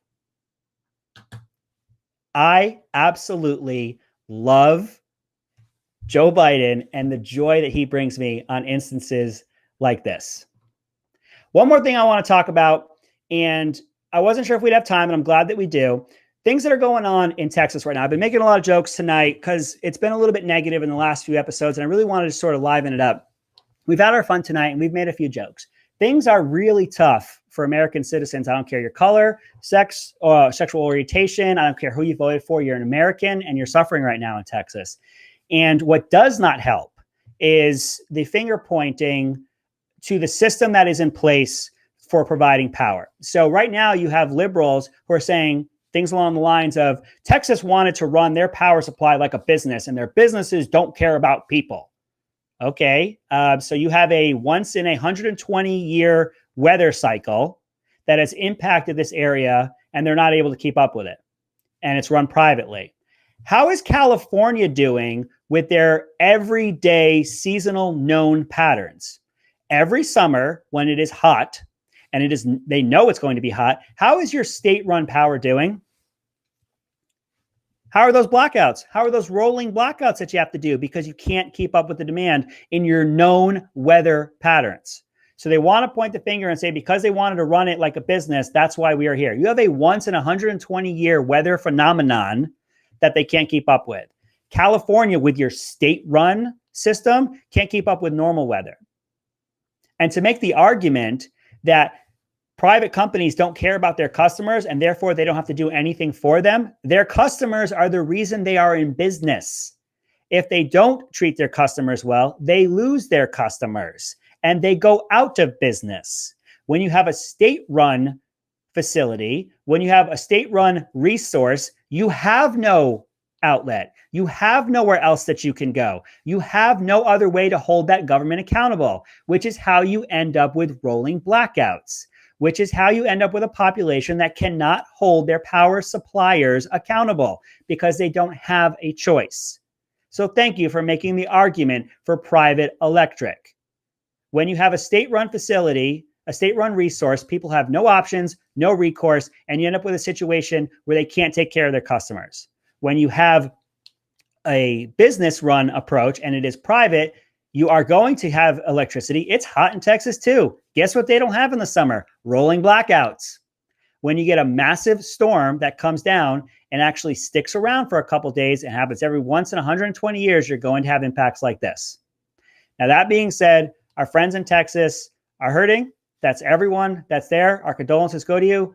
And hearts, our thoughts, and our prayers. And I know that there's a lot of ways that people can donate online. If you have the means, please, I ask that you do that and do what you can, or send out your love, your hearts, and your prayers as well. These people are suffering. Good news is around the corner.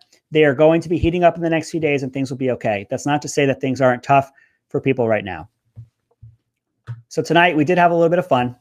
I think we had a good time. I'm trying not to be negative all the time. I do want to bring a little bit of hope, a little bit of levity, a little bit of fun to what we're doing. Things are not particularly looking good. I do think things are going to get worse. We haven't even started passing legislation yet. I know I'm going a little bit of a downturn right now. But that being said, it's not going to be good for a while. So I'm going to continue to interject a little bit of fun in what we're doing. But do remember, we are in America, and we're in a phase in our history right now where we have massive pendulum swings. From George Bush and 9/11 and 2 wars, it swung wildly to the left, especially after the housing crisis and the economic crisis. It swung wildly to the left for people to depend on a more liberal president. From there, it swung wildly to the right to Donald J. Trump. And then after that, it's swinging even further to the left. Do not believe for a second that Joe Biden is a moderate. Allowing biological boys to compete against our girls is not being a moderate. More than doubling the minimum wage potentially is not being a moderate. Giving 11 million people here illegally a pathway to citizenship is not at all being a moderate. Allowing 25,000 people over the border right now without vetting them or them wearing masks, that's not being a moderate.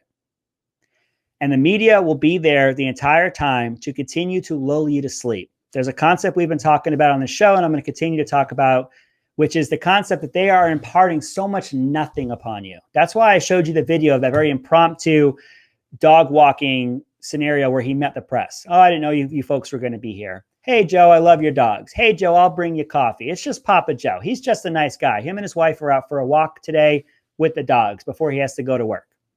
They're imparting so much nothing upon you that you get bored, that you stop looking.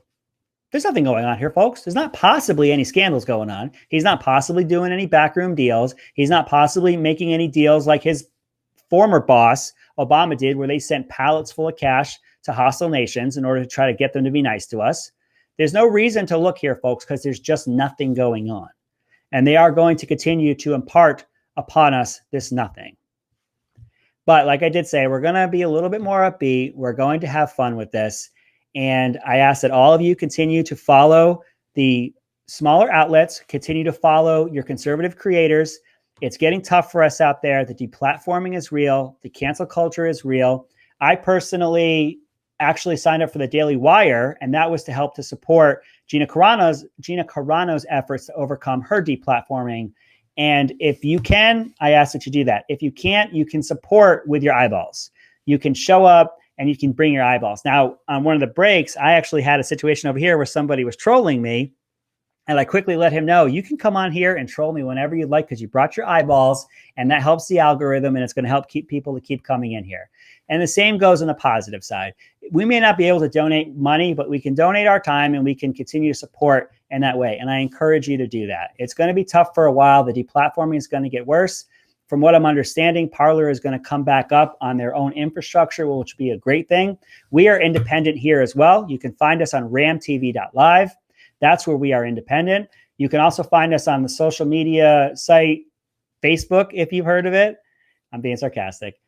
If you look up Right America Media on Facebook, you'll be able to find us there. You can find my YouTube channel, Here's My 2 Cents. You can find me on the Facebook at Here's My 2 Cents. And we'll get IG and we'll get the other social media platforms going as well.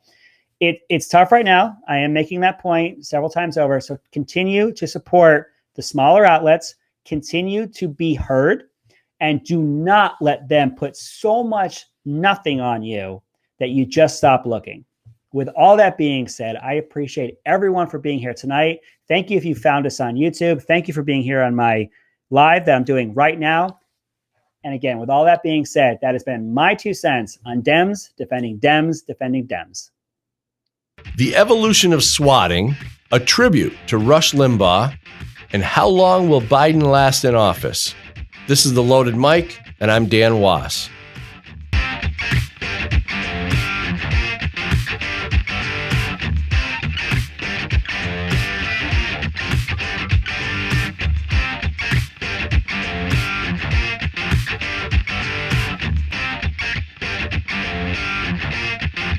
You're listening to The Loaded Mic.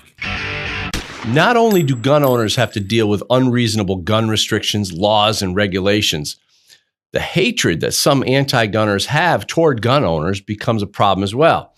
Anti-gun politicians and media have been successful in cultivating a hatred toward gun owners by encouraging people to believe that gun owners are recklessly and intentionally putting people in danger. A big part of the strategy has been pumping nomenclatures like gun violence and Wild West and assault weapon into our culture. The notion that gun owners are dangerous couldn't be further from the truth. Nevertheless, some people believe it. A portion of anti-gunners who carry this irrationally cultivated fear harbor themselves away within the anti-gun crowd and appear every once in a while to make things difficult on law-abiding gun owners. Swatting was a popular sport among some anti-gunners as a way of punishing gun owners and putting people in danger. The term was developed because police and SWAT teams would arrive on an otherwise peaceful scene when called upon by these anti-gunners. Anti-gunners would often call the cops if they saw someone with a gun that they could qualify in their mind as a potential danger to society. And this often led to cops arriving on the scene and the unsuspecting gun owner being put in a very dangerous situation, sometimes resulting in the death of innocent people. An innocent man was killed in a swatting call for merely being seen cleaning his guns. You can read more about swatting and see actual conversations between anti-gunners discussing their swatting strategies in my book, Good Gun, Bad Guy.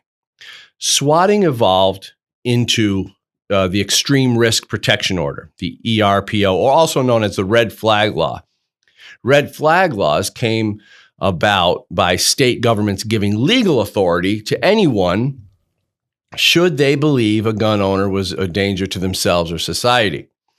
Red flag laws can be executed on merely an accusation from an anonymous source, the result being the confiscation of guns on the private property of the accused without a hearing. It's a blatant violation of civil rights because the lack of due process doesn't give the gun owner a chance to plead their case. They can just have their guns confiscated without any hearing or anything. Gary Willis of Maryland was killed in his own home by cops executing an unconstitutional red flag confiscation. Now, Joe Biden's plan for gun control includes a heinous component from a bill called H.R. 127 that was sponsored by Democrat Sheila Jackson Lee, that if signed into law would create a gun registry. Now, this registry would include the gun owner's name, address, type of guns, and serial numbers. The worst part about Joe's registry is that it would be public information. Giving every anti-gunner a list of all registered guns in the country, and the names of the gun owners and the home addresses where they can be found. A portion of the anti-gun crowd has always enjoyed turning in their fellow gun-owning citizens. Now, Joe Biden's dream of gun control would create chaos and put good people in danger unnecessarily. It's no surprise that something like this would be on the list because chaos and turning people against each other seems to be a common strategy of the political left. A divided citizenry is easier to control, and any chance to blame guns is justification for more attacks on our Second Amendment. We're going to talk more about the evolution of swatting into red flag laws into Joe Biden's policies. But first, as a tribute to the one and only Rush Limbaugh, I wanted to bring John Chair into the conversation so we could talk a little bit about Rush and his career and his influence. So it was sad to hear. Really sad. But we kind of knew that it was coming, though. I think some of us kind of been absent for a few weeks, and we know that he's sick, and we knew that he wasn't getting better. So there was some hope that he was getting a little bit better, but man, it was just it was sad. You know, you kind of know these things can happen, but then you kind of wish that they don't. You know, Rush Limbaugh. If it wasn't for Rush Limbaugh, radio would not be what it is today. We probably wouldn't be doing what we're doing today right now. So, you know, it's amazing. But I have a few notes on him. Broke into the radio into his radio career in the 70s, but he was fired for being controversial. So I guess back then you could say probably not much and be controversial. By 84, he became a top radio show host in Sacramento, California. But his greatest success came in 88 with the Rush Limbaugh Show. That's when I found him. I have a story about that. Go ahead. No, go ahead. Well, I was living in Rochester with my friend Willie. His parents lived in South Carolina. They came home every summer. So the first year Rush was on the air, I was delivering pizza. I'd gotten sick of music in the car 6 to 8 hours a day. So I started listening to talk radio. Back then, that was Bruce Williams, who was a business guy that had a business show on, Sally Jesse Raphael. There was a lot of TV personalities that also had radio shows on. So that was interesting. And it was something different than the listening to radio stations. So one day, Mr. Stutz was home from South Carolina, and I come down, and he's in the kitchen, and he's laughing. I go, what's going on? He goes, I just found this guy on the radio. He's kind of a blowhard, but he's right. And I said, well, who is it? And he says, his name is Rush Limbaugh. So from that day forward, every day I was listening to Rush Limbaugh while I was delivering pizzas. So I've been with Rush since the first time he was around. Yeah, and I guess it was probably about the same time I started listening to him, but not steadily. I mean, I listened to him back in the late 80s, early 90s, but just kind of sporadically because, I heard him talking and I'm going, oh yeah, a lot of this stuff does makes sense. This guy knows his stuff. And Rush always had a way about keeping you entertained. Right. We hope, like on our show, I always hope that we're keeping people entertained, that people are interested in what we're about to say. And with Rush, you were always interested in what he was about to say. Right. I think that was the key.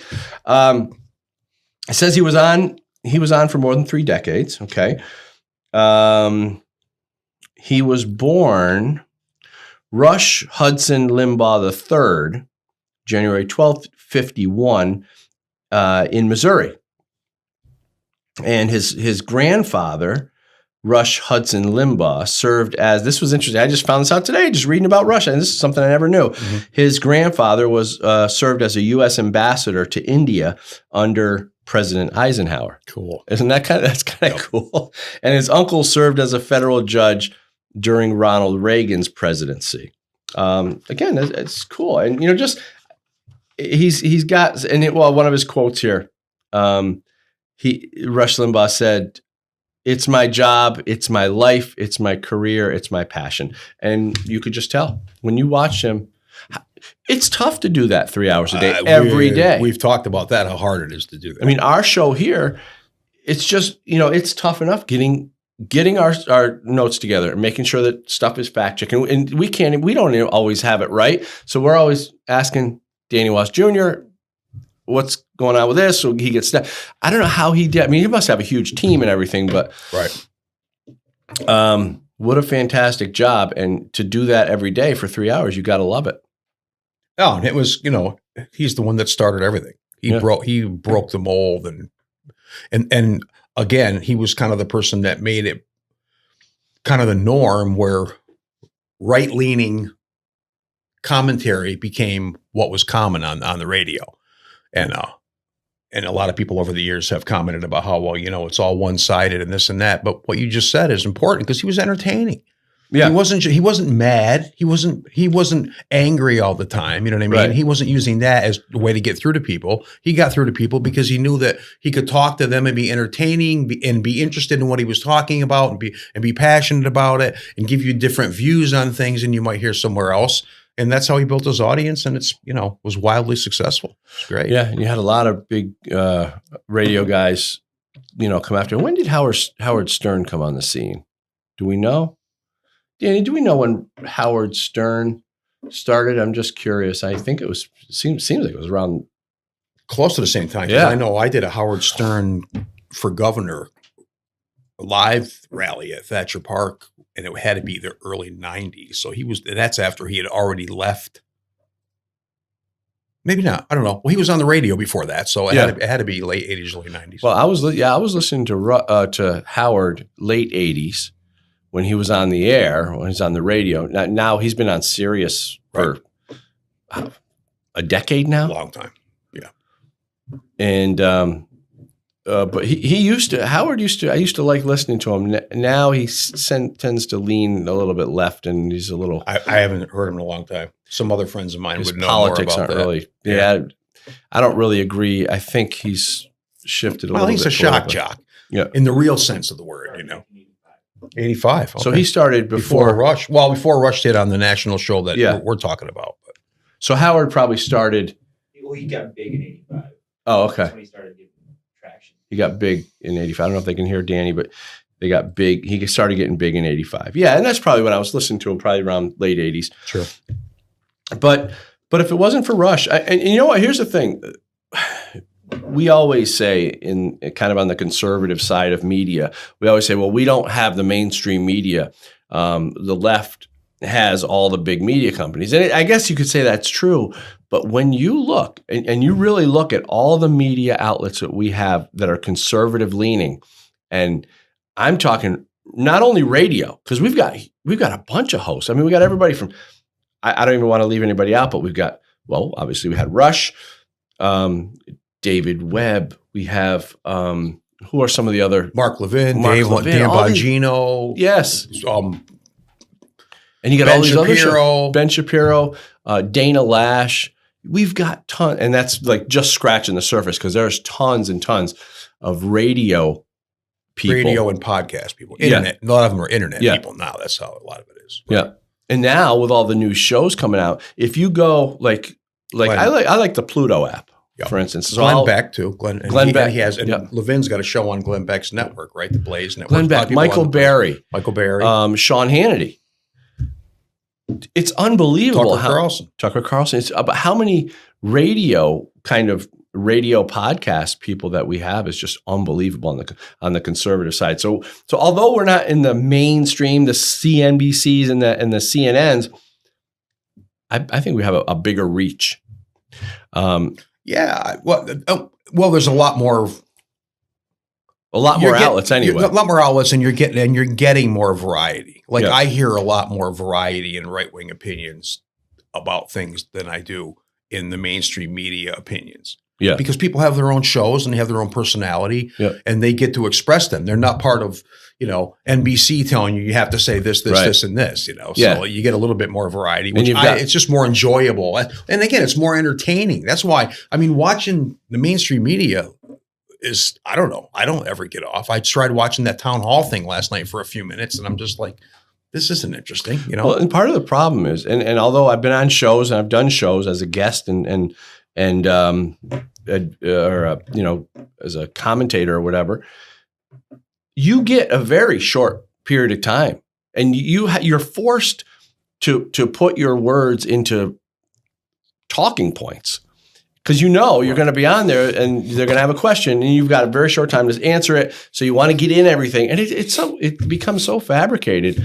There were times when I would have a teleprompter, or I'd have notes in back of the camera of stuff that I knew I had to hit, and I still do it, and I still will do it, because it's important to get the message out, but you got a very limited time to do it. So, and that's what's changed because everybody has their own hour and a half long podcasts or shows and stuff, so they can do whatever they want. Like I watched Elon Musk on Joe Rogan last night, 3.5 hours. Yeah, you learn a lot, 3.5 hours. And that's the difference because you can take those shows and you can just relax. And kind of like what we're doing. We don't really have a script here. We got some notes and you're listening. It's great. And that's where it gets good because these conversations can spider web into different areas. Like we started talking about Howard Stern. I wasn't expecting to talk about Howard Stern. We'll go off into different Let's talk about aliens. Yeah. Well, hey, that's a whole topic. That's a whole show we could have on aliens.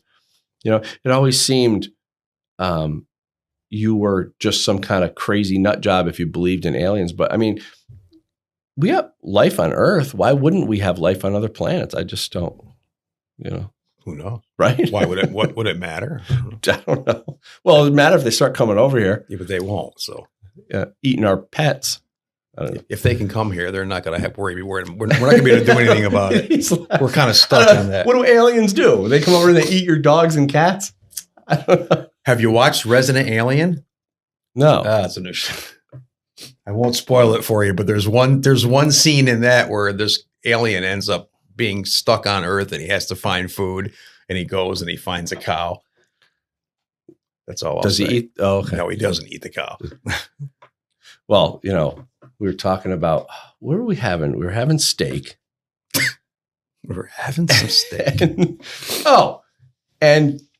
I was having dinner with our producer, Dan Wos Jr., and my wife, Sue.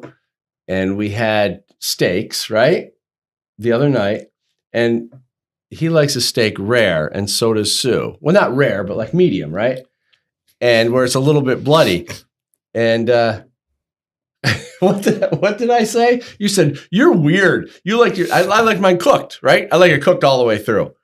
And it was like, I didn't want my eat the flesh of an animal. Yeah, I don't want to eat the raw flesh of a farm animal. Sorry, I like to at least have it cooked. But I don't know, what was the point? Animal cares a lot about that, I assume, right? Wonder how well this guy's going to cook my flank. I can't eat it bloody, dripping bloody. What's wrong with that? We might as well take a bite out of the side of the cow. No. Why not? Put it this way. If it was raw and you tried to eat it and it was medium rare, you would know the difference. Trust me. You wouldn't be chewing the raw stuff. You'd be chewing it forever and spitting it out. Anyway, we don't have the teeth for that. That's pretty disgusting. Well, we do have the molars. Isn't that why we have the I heard that the way we've evolved, we don't need those back molars. What are those called? The wisdom teeth. I have them. Thank God. Well, I heard that because our skulls and jaws and everything got smaller over as we evolved, those teeth are not necessary, and sometimes they clog up our jaw and our mouth. So that's why we have to have them removed. And an offshoot of that, the fact that we did find to eat meat and cooking is what changed the world, so that human beings could take more energy for the brain and less energy for the digestive system. Oh, like look at an ape. Big, huge belly. They look like our friend Dan. Who? Dan who? No, nobody you know. No. It was a pseudo name. It's not a real name.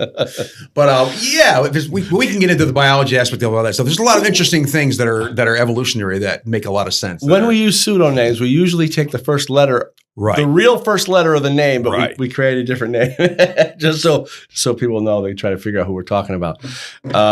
But anyway, so tribute to Rush. Yep, man, what a sad meet. That's a bummer. Yeah.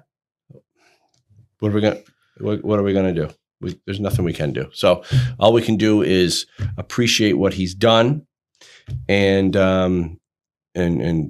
wait for all the naysayers to come saying that they're happy that he's gone, which will be a sad commentary for anybody that does that. Get yourself a mirror. They're gonna too. That's dirt bags. Terrible. They're gonna have bad things to say. They're gonna be happy or whatever. Yep.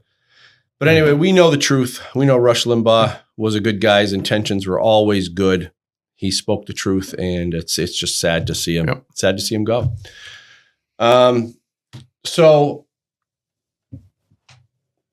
yeah. So let me get rid of this note. How you feeling, Dan? I'm good. Why? What are you talking about? What do you mean?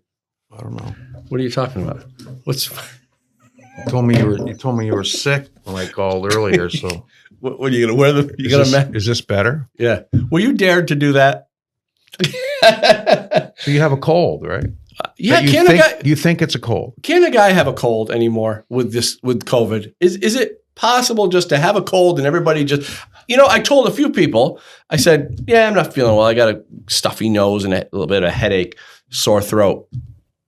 And by the way, today, much better. So I don't even think, I didn't even really notice it today. Well, see, you're lucky that you didn't have any neighbors that noticed you had a cold and called the police and said, something suspicious is going on over here. Go to his house. Well, here's the thing. Everybody I told I have a cold are like, is it COVID? I'm like, what? What are you talking about? It's a cold. Can a guy have a cold? Is that possible anymore? I assuming it's possible. Can a guy have a common cold? I was trying to ease into the whole idea of calling the cops on you and swatting you because you have a cold. So thanks for bringing it around to swatting, because I did want to talk more about swatting. As in my monologue, what I try to lay out, I've got an article coming out on this too, is the evolution of swatting. See, the anti-gun crowd has always wanted to, they like turning people in, just like you talk, should I call the cops? They've always wanted to do that. So any chance they can, they'll turn the cops on gun owners. But that was what they did. They did swatting. And I'm going to read to you from Good Gun, Bad Guy, a little piece on swatting. But swatting evolved into the red flag law, where it became legal. So now in New York State, for instance, we have a red flag law, and there's a lot of text in the bill or in the law about schools being a function within red flag law accusations. So a certified school employee can determine if a child, for instance, in the school is a risk. Okay. And then that can trigger an investigation of the parents where guns can be taken out of the homes without due process. Right. So in other words, I used the word the name Johnny. So nothing to do with you. Little Johnny is in school, and let's say he gets, he's always getting in fights on the playground. He's starting trouble. He's pulling girls' ponytails. He's doing whatever he does that little boys do. And he's obnoxious. And the teacher thinks that Johnny is a problem or could be a risk to society. Maybe he hits a kid, and who knows what he does. Right. Little Johnny's a terror at school. So a certified school personnel, and that means substitute teacher. Right. I think it's substitute. No, maybe it's not. I think it's substitute, and I think it might be assistant teacher. I'll have to look into that. But you're talking at the lowest level, having nothing to do with psychology, or I'm not saying that being a substitute teacher is a low level. I'm saying that they really have no authority to determine whether or not a kid is a risk. But under the New York law, they can. They can call the cops. Cops go to Big Johnny's house and say, well, we think your kid's a risk. We're going to take your guns. And he's like, what? But that's the way the red flag laws work. Right. And then you got to go to court, and you got to figure it all out later. So red flag laws evolved out of swatting, where people were just calling the cops on gun owners. Basically snitching. Snitching, yeah. Which the left frowns upon, I would assume, right? Well, not anymore. I mean, the left... Unless it's something that they think is important. Right. And this is one of those things that they always thought was important because they hate guns. So, but there was a group online, and I wrote about it in the book, and I'm going to read you a piece here. An actual discussion of people, anti-gunners, talking about swatting. Right. How much time are we at? 23. Okay. So I have time to read this. And here's the conversation. I'll just read it to you. I don't need to set it up anymore.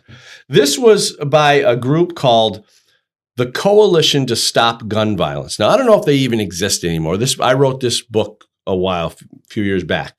The Coalition to Stop Gun Violence Facebook page, there was a whole thread, and it said, "We've said it before and we'll say it again. If you see someone carrying a gun in public and have any doubts about their intentions, call 911 immediately. Never leave yourself or your loved ones at the mercy of loose gun laws that routinely arm individuals with a history of violence." Right? Okay. So you're setting it up. Like you were saying before. Okay. Oh, you're violent? Okay, here you go. Here's your government issued gun. So someone responds to that and says, "For those saying 911 operators, ignore them. That didn't happen to me when I called regarding someone with a gun in my local Kroger store." So this person saw somebody probably with an open carry in Kroger. "They responded within 5 minutes. That said, if you see something, say something." So these people, they don't even know if these people are. It's just somebody carrying a gun. Could be most often perfectly legal. So then Coalition to Stop Gun Violence says they will respond. Call. So he's telling them, make sure you call. But then it gets interesting because this person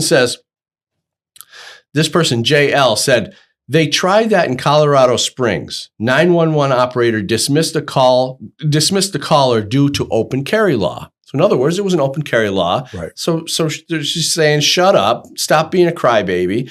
People can carry a gun. Stop calling us for this stupid crap.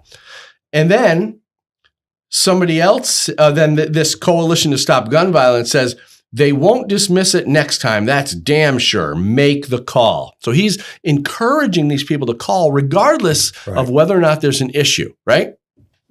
And then one person says, but what if open carry is legal? And then Coalition to Stop Gun Violence says, they will respond to the call, legal or not, particularly in the wake of what happened in Colorado Springs. Make the call. Let law enforcement sort out the good guys from the bad guys. So they're inciting potential violent confrontation. Yeah, that's pretty weird. I mean, I don't know how, again, you're disregarding all kinds of things that might be legal, assuming that something might be wrong by a person who happens to be walking down the street and says, oh, I don't like the way that looks, right? And that's the whole thing with the red flag laws too, right? So anybody can just call and make up a story if they want. Yep. You can call in anonymously and you don't even have to have, they never even have to know who you are. But that's what the gun grabbers in Congress want. They seem to want that, I should say. They seem to want it. Is it moving in that direction more now? Yeah. Yeah, because with the new law, with HR 127, there's that piece in there that calls for a gun registration where the guns, the owner's names, addresses, and serial numbers and types of guns is all listed in this gun registry and publicly made public. Right. So it's perfect for the gun grabbers. Now, they can go through the list and say, "Ooh, let's go by this guy's house. See if he's got his gun out." Or just call somebody. You have a argument with your neighbor over a fence or a tree branch or whatever, and you look them up. Oh, there's all his guns. Call the cops on him. And that's the stuff that we want to avoid because, I think that's what they want. They want to be able to create this type of chaos and this division and getting people fighting among each other. And it's just not good. Not only that, but they build a fear of guns in people. Which is what they want. Which is what they want. Keep them fearful. And they also create an anger or hatred toward gun owners by making people think that everybody's reckless. Yeah. You can't have these guns. These gun owners are crazy and reckless. So it looks like we have to take a break right now. But we're going to come back, and we got so much more to talk about. So much more.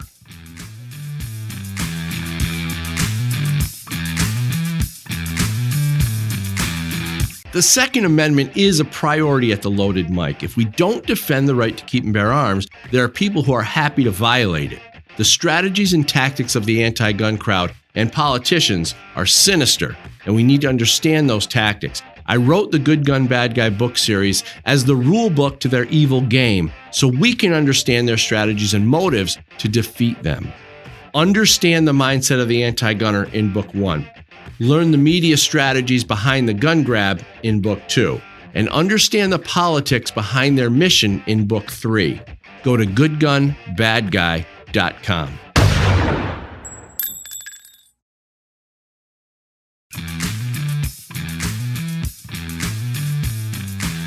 Okay, so a lot. So many. I mean, there's always so much stuff to talk about, right? Pick a topic. Okay, so here's a topic that I wanted. How long do you think Joe Biden is going to last? I mean, really? 2 weeks. That's a little neither one of us watched him last night, right? Right. I saw him at the gym, but I couldn't hear what he was saying. But Anderson Cooper and him were standing, 12 feet apart, whatever. And I saw questions. I did see a piece of it. And I did see a little commentary on it because you asked me earlier if I saw commentary on it.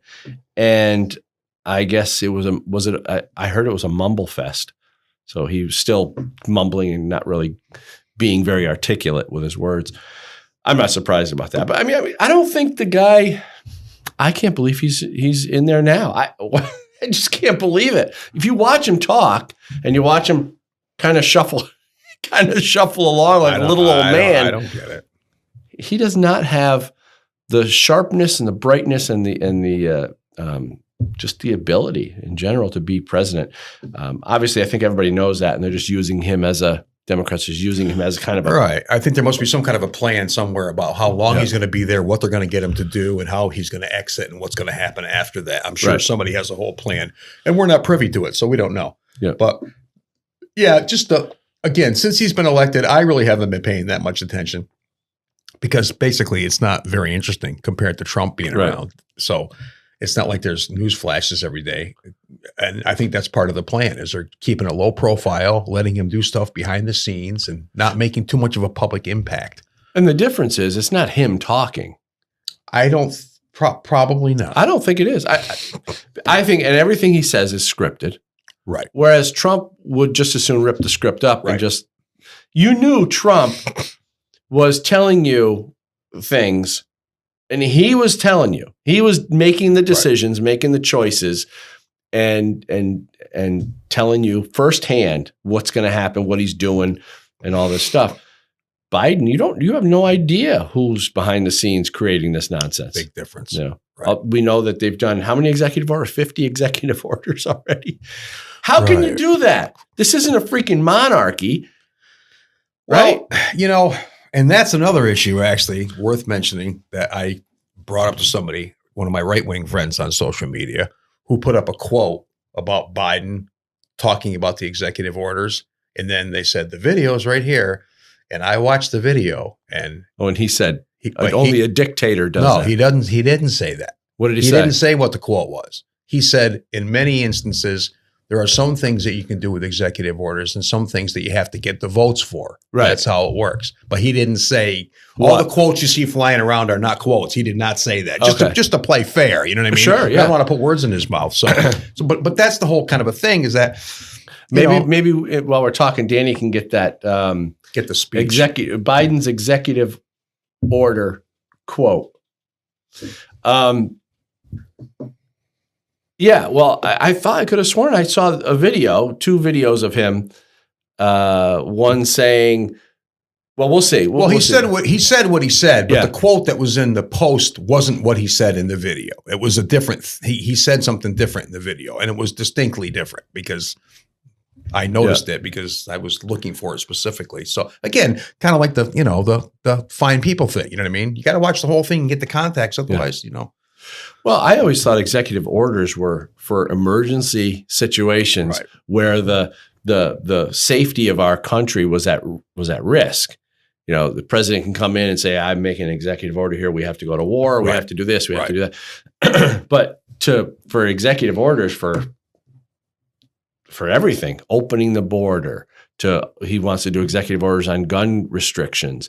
This stuff is not stuff that's putting the country at risk. It's actually making, for instance, opening borders is making the country more putting the country more at risk. I think hopefully a lot of his orders are basically to put stuff into a time period where that's going to be reviewed before they decide what to do, which the time period could be the time period that Joe is going to be in office, and then they're going to deal with it after. You know what I mean? Yeah. This could all be part of the whole plan of like, we're going to put certain things on the shelf here and wait. It could be a whole big scheme on how to present things in a certain order so that they get away with stuff if that's – because you know how it is. I mean, you put something on the news today, 3 days from now, people forget all about it.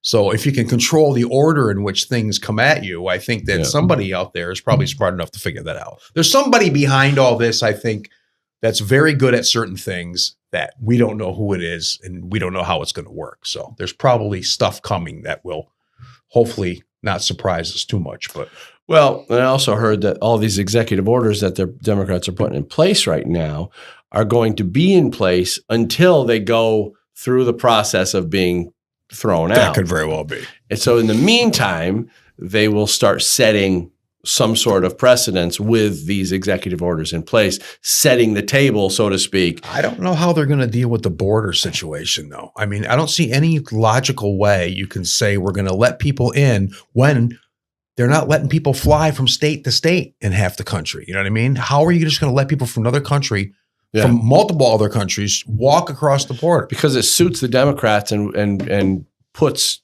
states like Texas at risk. You got it? Oh, okay. Text. And so I'm trying to get that. Okay, there it is. I see it. I'm trying to get this quote.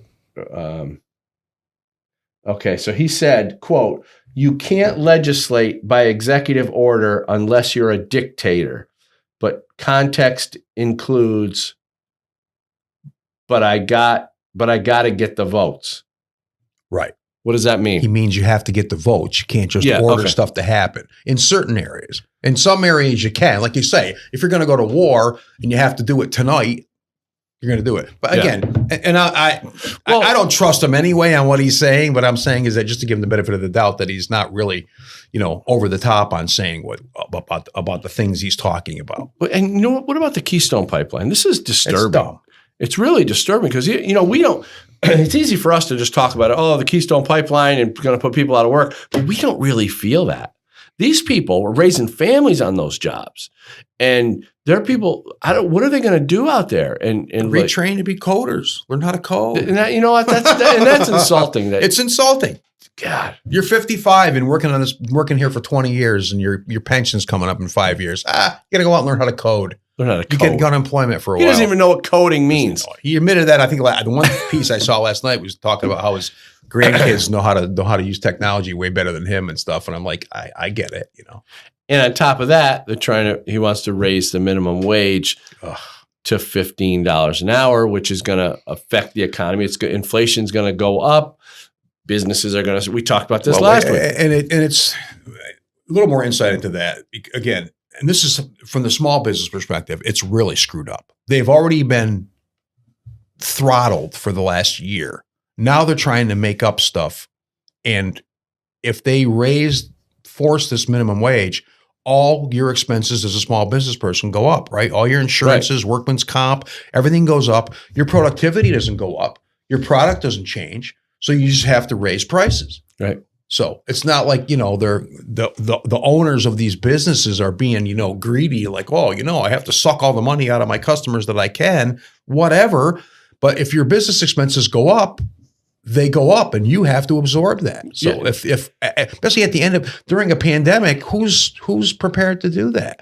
Nobody's got extra laying around that that they can just, take all that and suffer the consequences and not have it hurt them personally. I know a couple local businessmen that are just like, if this happens, it's going to totally screw my world up. The thing that is kind of funny is that they don't understand that people who are pushing for minimum wage don't understand that it's not going to matter. They're not going to be any better off because when they go to the grocery store, the prices are going to be higher. Right. Everything's going to go up. So they might get more money here at their job, which, by the way, is more money that is going to be taxable. Absolutely. So now a larger percentage of their earnings is going to be taxed, right? And then not only that, they're going to go to the grocery store or the gas station, which already gas is going up. That's why I buy oil stock, but that's another story. Get it on both ends. When gas prices go up, you should be in oil. When oil's down, you're making money you're doing better at the pump, whatever. Dan's quite the day trader. No, I don't. I definitely don't day trade.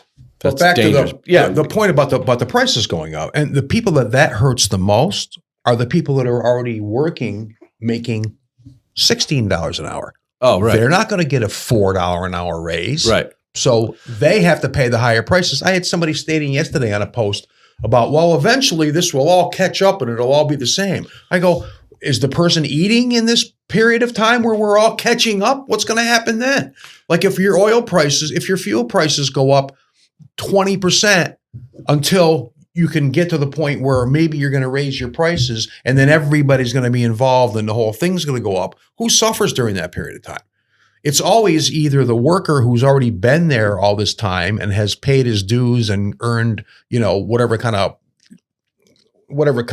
station he has in his business, because they're not going to give raises to everybody.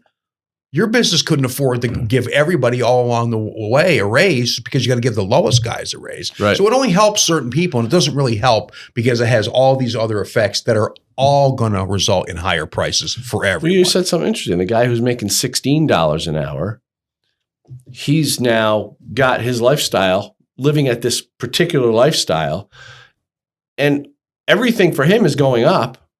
Except his wages. But the people who are making $8 or $12 an hour are getting a significant increase. So then, and they're not doing anything different than they were doing before. And the cost of living is going to go up to accommodate that significant increase. Right. And the $16 an hour guy is the one's going to get hurt. This is a very distorted view of value on the part of a lot of people because they think, well, you just do this and this happens. Well, no, you do this and all this other stuff happens. These are the same people that don't understand that trickle down actually works in a lot of situations, or trickle up, whatever. You can't just do one thing and think that it's not going to affect anything else, because it always has to affect everything else. And the person that insists that doesn't look at that is just ignorant.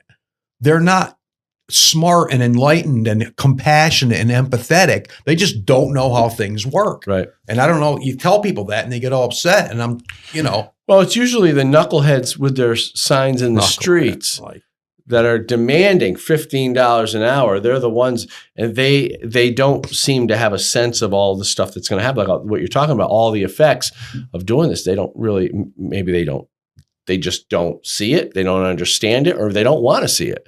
They just know that they're making a stand for this $15. And Joe Biden and his administration are right there to support them in that, because ultimately that will equal votes of the younger. Well, it's not that you don't want people to make a living. That's not the point. Not. But I don't ever remember a time when a minimum wage job was supposed to let me support my family. That's not what it was designed for. It's entry level for a whole bunch of reasons, because every industry has entry level positions where they need people, unskilled labor, basically.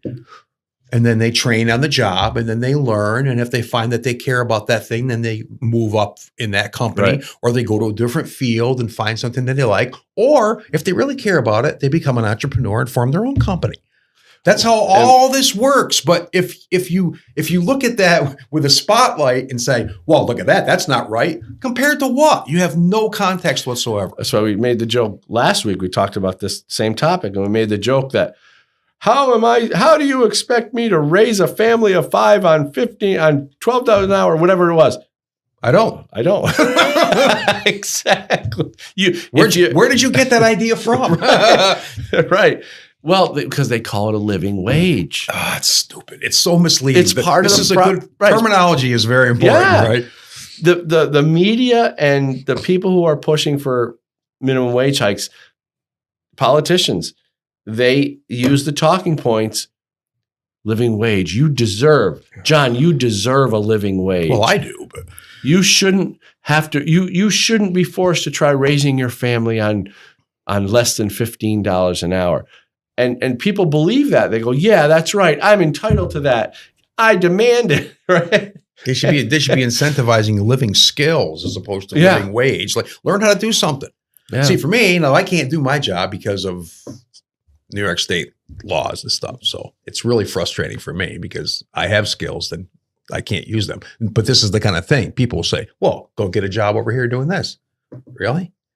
At my age, I'm going to go get a job over there. Not only that, after all I've got invested over here in this huge studio, and I got all this, and all because somebody decides that you can't do this and you can't do this, which changes every day. It's a whole hornet's nest full of stuff. It's crazy. Yep. So before we run out of time, I wanted to hit another topic. Where do we think the media, because we talked, obviously at the beginning of the show, we talked about Rush Limbaugh. Where do we think the media is going to go now that Rush is gone? How do we think, what's going to happen? Well, a lot is happening.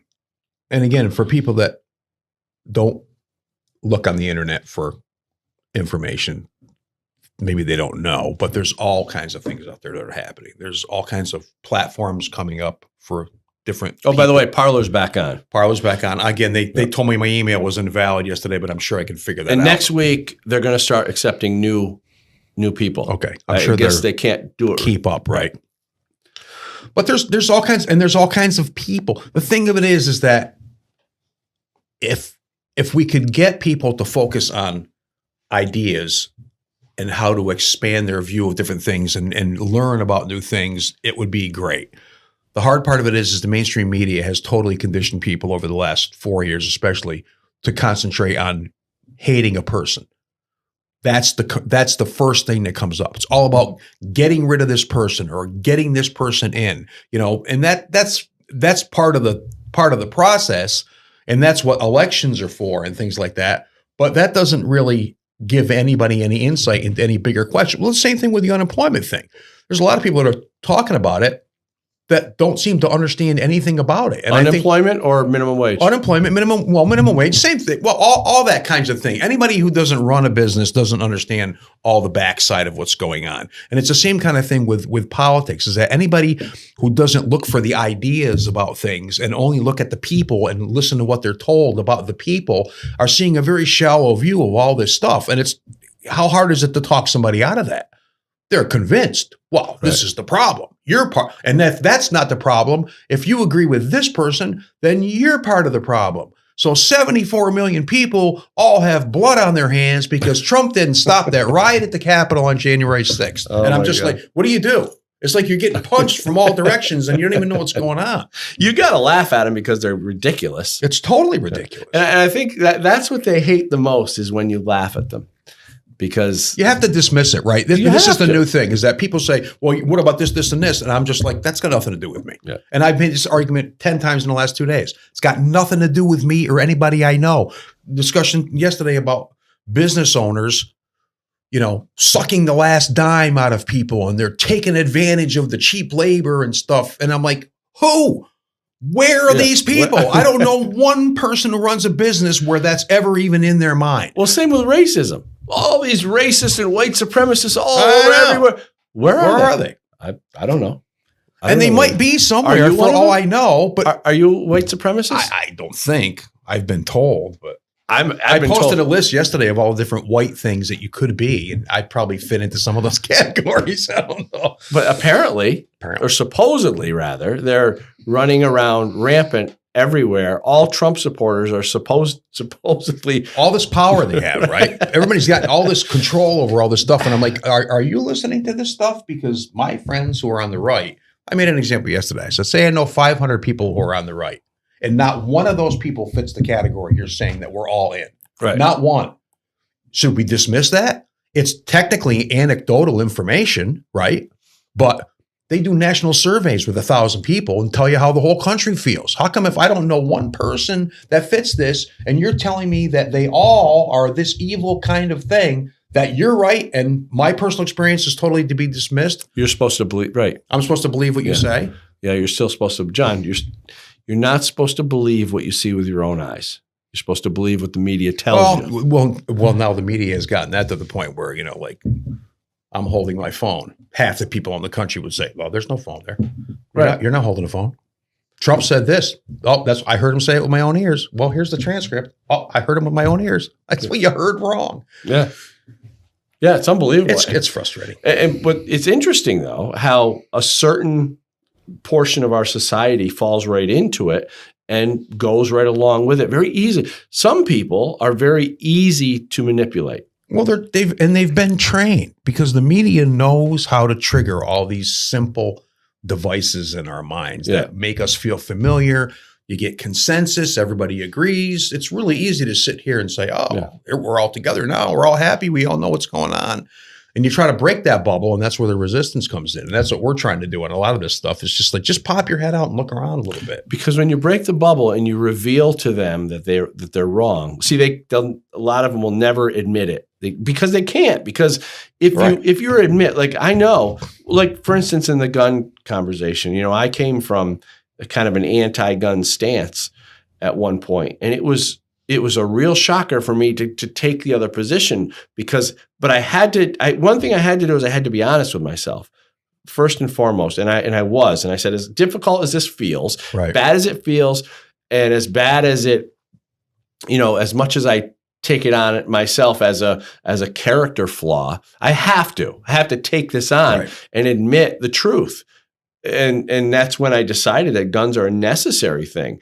And the thought process that I had about them being dangerous and being, we need more gun laws and all the nonsense that I heard from the anti-gun side, I had to finally let go of that and be out in this limbo area for a little while where I didn't know what I was supposed to think. Well, you were motivated by a personal experience. Personal experience So helped. that's the hard part, is that for a lot of people, you can't give them a personal experience because they're so in their bubble and everybody that they know agrees with them. So they're like, what are you talking about? I don't know about that. There's white supremacists. Look on the news. Yeah. Look. Okay. Well, If you could bring a personal experience to some of these people, maybe that's what we should start. We should go out doing, well, so like Steven Crowder does that, prove me wrong. Goes and sits on a college campus with a table and says, let's have a conversation and talk about it. The problem is you can't force experience on people. Right. You can't. You can get in trouble for that. You can get in trouble for that. But it's that moment of admitting you're wrong and being and accepting it and going, yeah, okay, I was wrong. All these years I was wrong. Right. It was a long time, big portion of my life I was wrong. And what does that mean? Well, maybe I was a schmuck. But now at this point, I have to take this position because it's the only position that makes logical sense at this point. I can't live in a fantasy anymore. You had to zoom out and look at the whole picture and see what's going on. Yeah. For a lot of people, say the minimum wage employment situation, if they've been employees their whole life, they have no way to relate to the other side of that equation. Yeah. They don't have any way to do that. Well, they can't see it from the employer's perspective. Right. They never can. They never can. Especially if they're being told constantly that the employer is bad and taking advantage of them. That's all they hear. Well, again, plus they've been fed the basic belief that the employer is your enemy.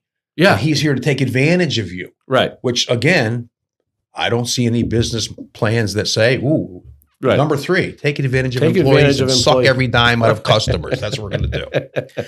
The sucking every dime out of stuff is something that I guess you obviously want to maximize profits. I was watching what show was it? With Alan Thicke and the kids there, whatever. Mike, the young kid, gets a job as a salesman, right? And he's like, and he gave his dad a portable TV as a present. And his dad says, isn't this the item that you said at the store? It wasn't worth somebody's money or this or that. He goes, oh, that's just a loss leader. He goes, we just get that to get him in the store and get him talking. Then we upsell him to some more expensive product. Of course, then he went through the whole process where his boss wanted him to fire his best friend because he wasn't doing that. Right. So they got the whole ethical and moral dilemma going on as far as being a salesman goes and how honest you are. Again, making an example that's probably true, but it's not true for the reasons that people think. It's not true because that business person is trying to rip people off. He's trying to make a profit and build value and do all the stuff. And again, that stuff, just like the job, is a side effect of that bigger process. Yeah. They're there to make a profit. So you're saying the marketing strategy is a side? Well, people adopt all kinds of things. I mean, hardcore sales and stuff. I mean, you've experienced it. I've experienced it. Sure. I mean, you go buy a car. It's like a freaking circus, Yeah. So you got to deal with that. But it's like the car dealership is there to sell cars. They're not there to screw me over. That's because if I don't buy a car, they're the ones getting screwed over. So it's if you don't see both sides of that. And if they sell you a bad car, they're the ones. Everybody's going to, well, especially in today's world, this is what kills me. People say, well, I go, what about merit? What about providing a product that has real value? Because in today's world, if you don't, you got Yelp reviews in 20 minutes and your restaurant's down the tubes, So people are being held to a higher standard on all sides of this. That's true. But the people that want, it seems the minimum wage people don't want to be held to any standard. They just want to get more money. Yeah. For something that doesn't change in value. Does that hamburger at McDonald's change in value because it's going to change in cost, right? The price is going to go up 20 cents. It's not any better. And it's not any better, right? There's no value increase to it. It's frustrating, but that's the world. But I guess the point to all that was, how are we going to make them see it? Right. Like we talked about a situation, you can have a situation in life that causes you to see things from a different perspective. Right. And that happens a lot. But back to the media perspective, what might happen in media? I foresee possibly education and media coming together in ways where things like this concept we're talking about what the employer's perspective is of a business as opposed to what an employee's perspective is stuff that they should be teaching on online classes, like balancing your checkbook or like anything else that they never teach you in school, and they throw you out there into the real world and you start listening to one source and then they tell you that the other half of the world is evil, and then you have exactly what we have now. But I think there's a lot of curious young people, especially young men, that are looking for other ways to look at the world because they're realizing that this whole fighting thing all the time is not going to serve us moving into the future. Like if you were 22 years old and looking to raise a family. He's like, What? You would want a positive view on the world, right? That there's possibilities, there's options, there's this and that. If you go out into the world at that age and think that everybody's against you for all these reasons, like, how does that help anybody?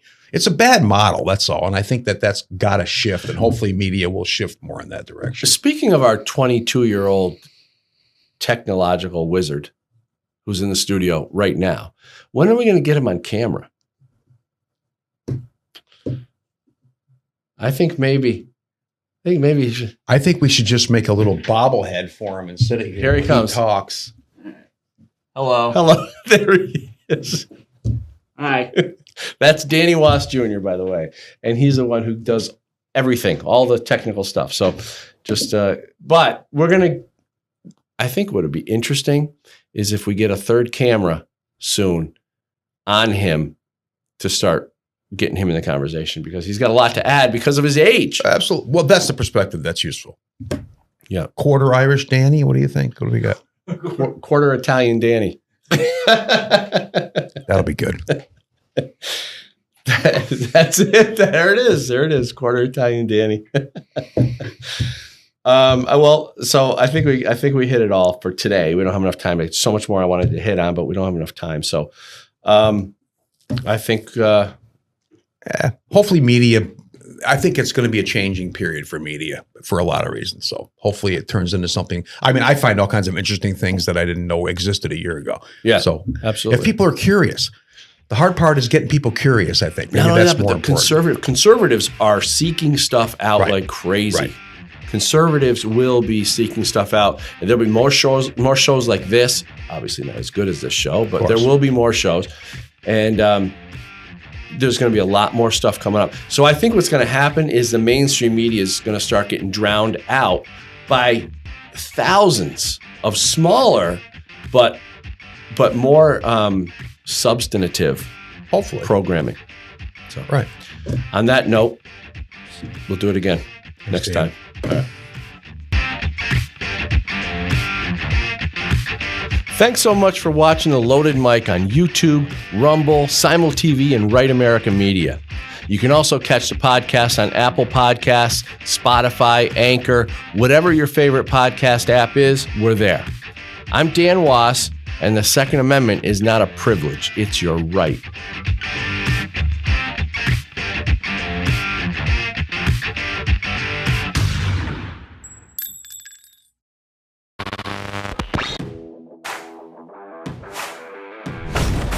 It is necessary to purge the establishment. What she's suggesting that churches do, a focus on... That's not necessarily a good thing to start with. They're stating It wasn't around when we needed the greatest generation of the 30s or 40s. It happened before the election because there's too many Republicans that are afraid that their wrongdoing is going to... It's unacceptable, and I'm not going to sit here, stay silent, and not call it out.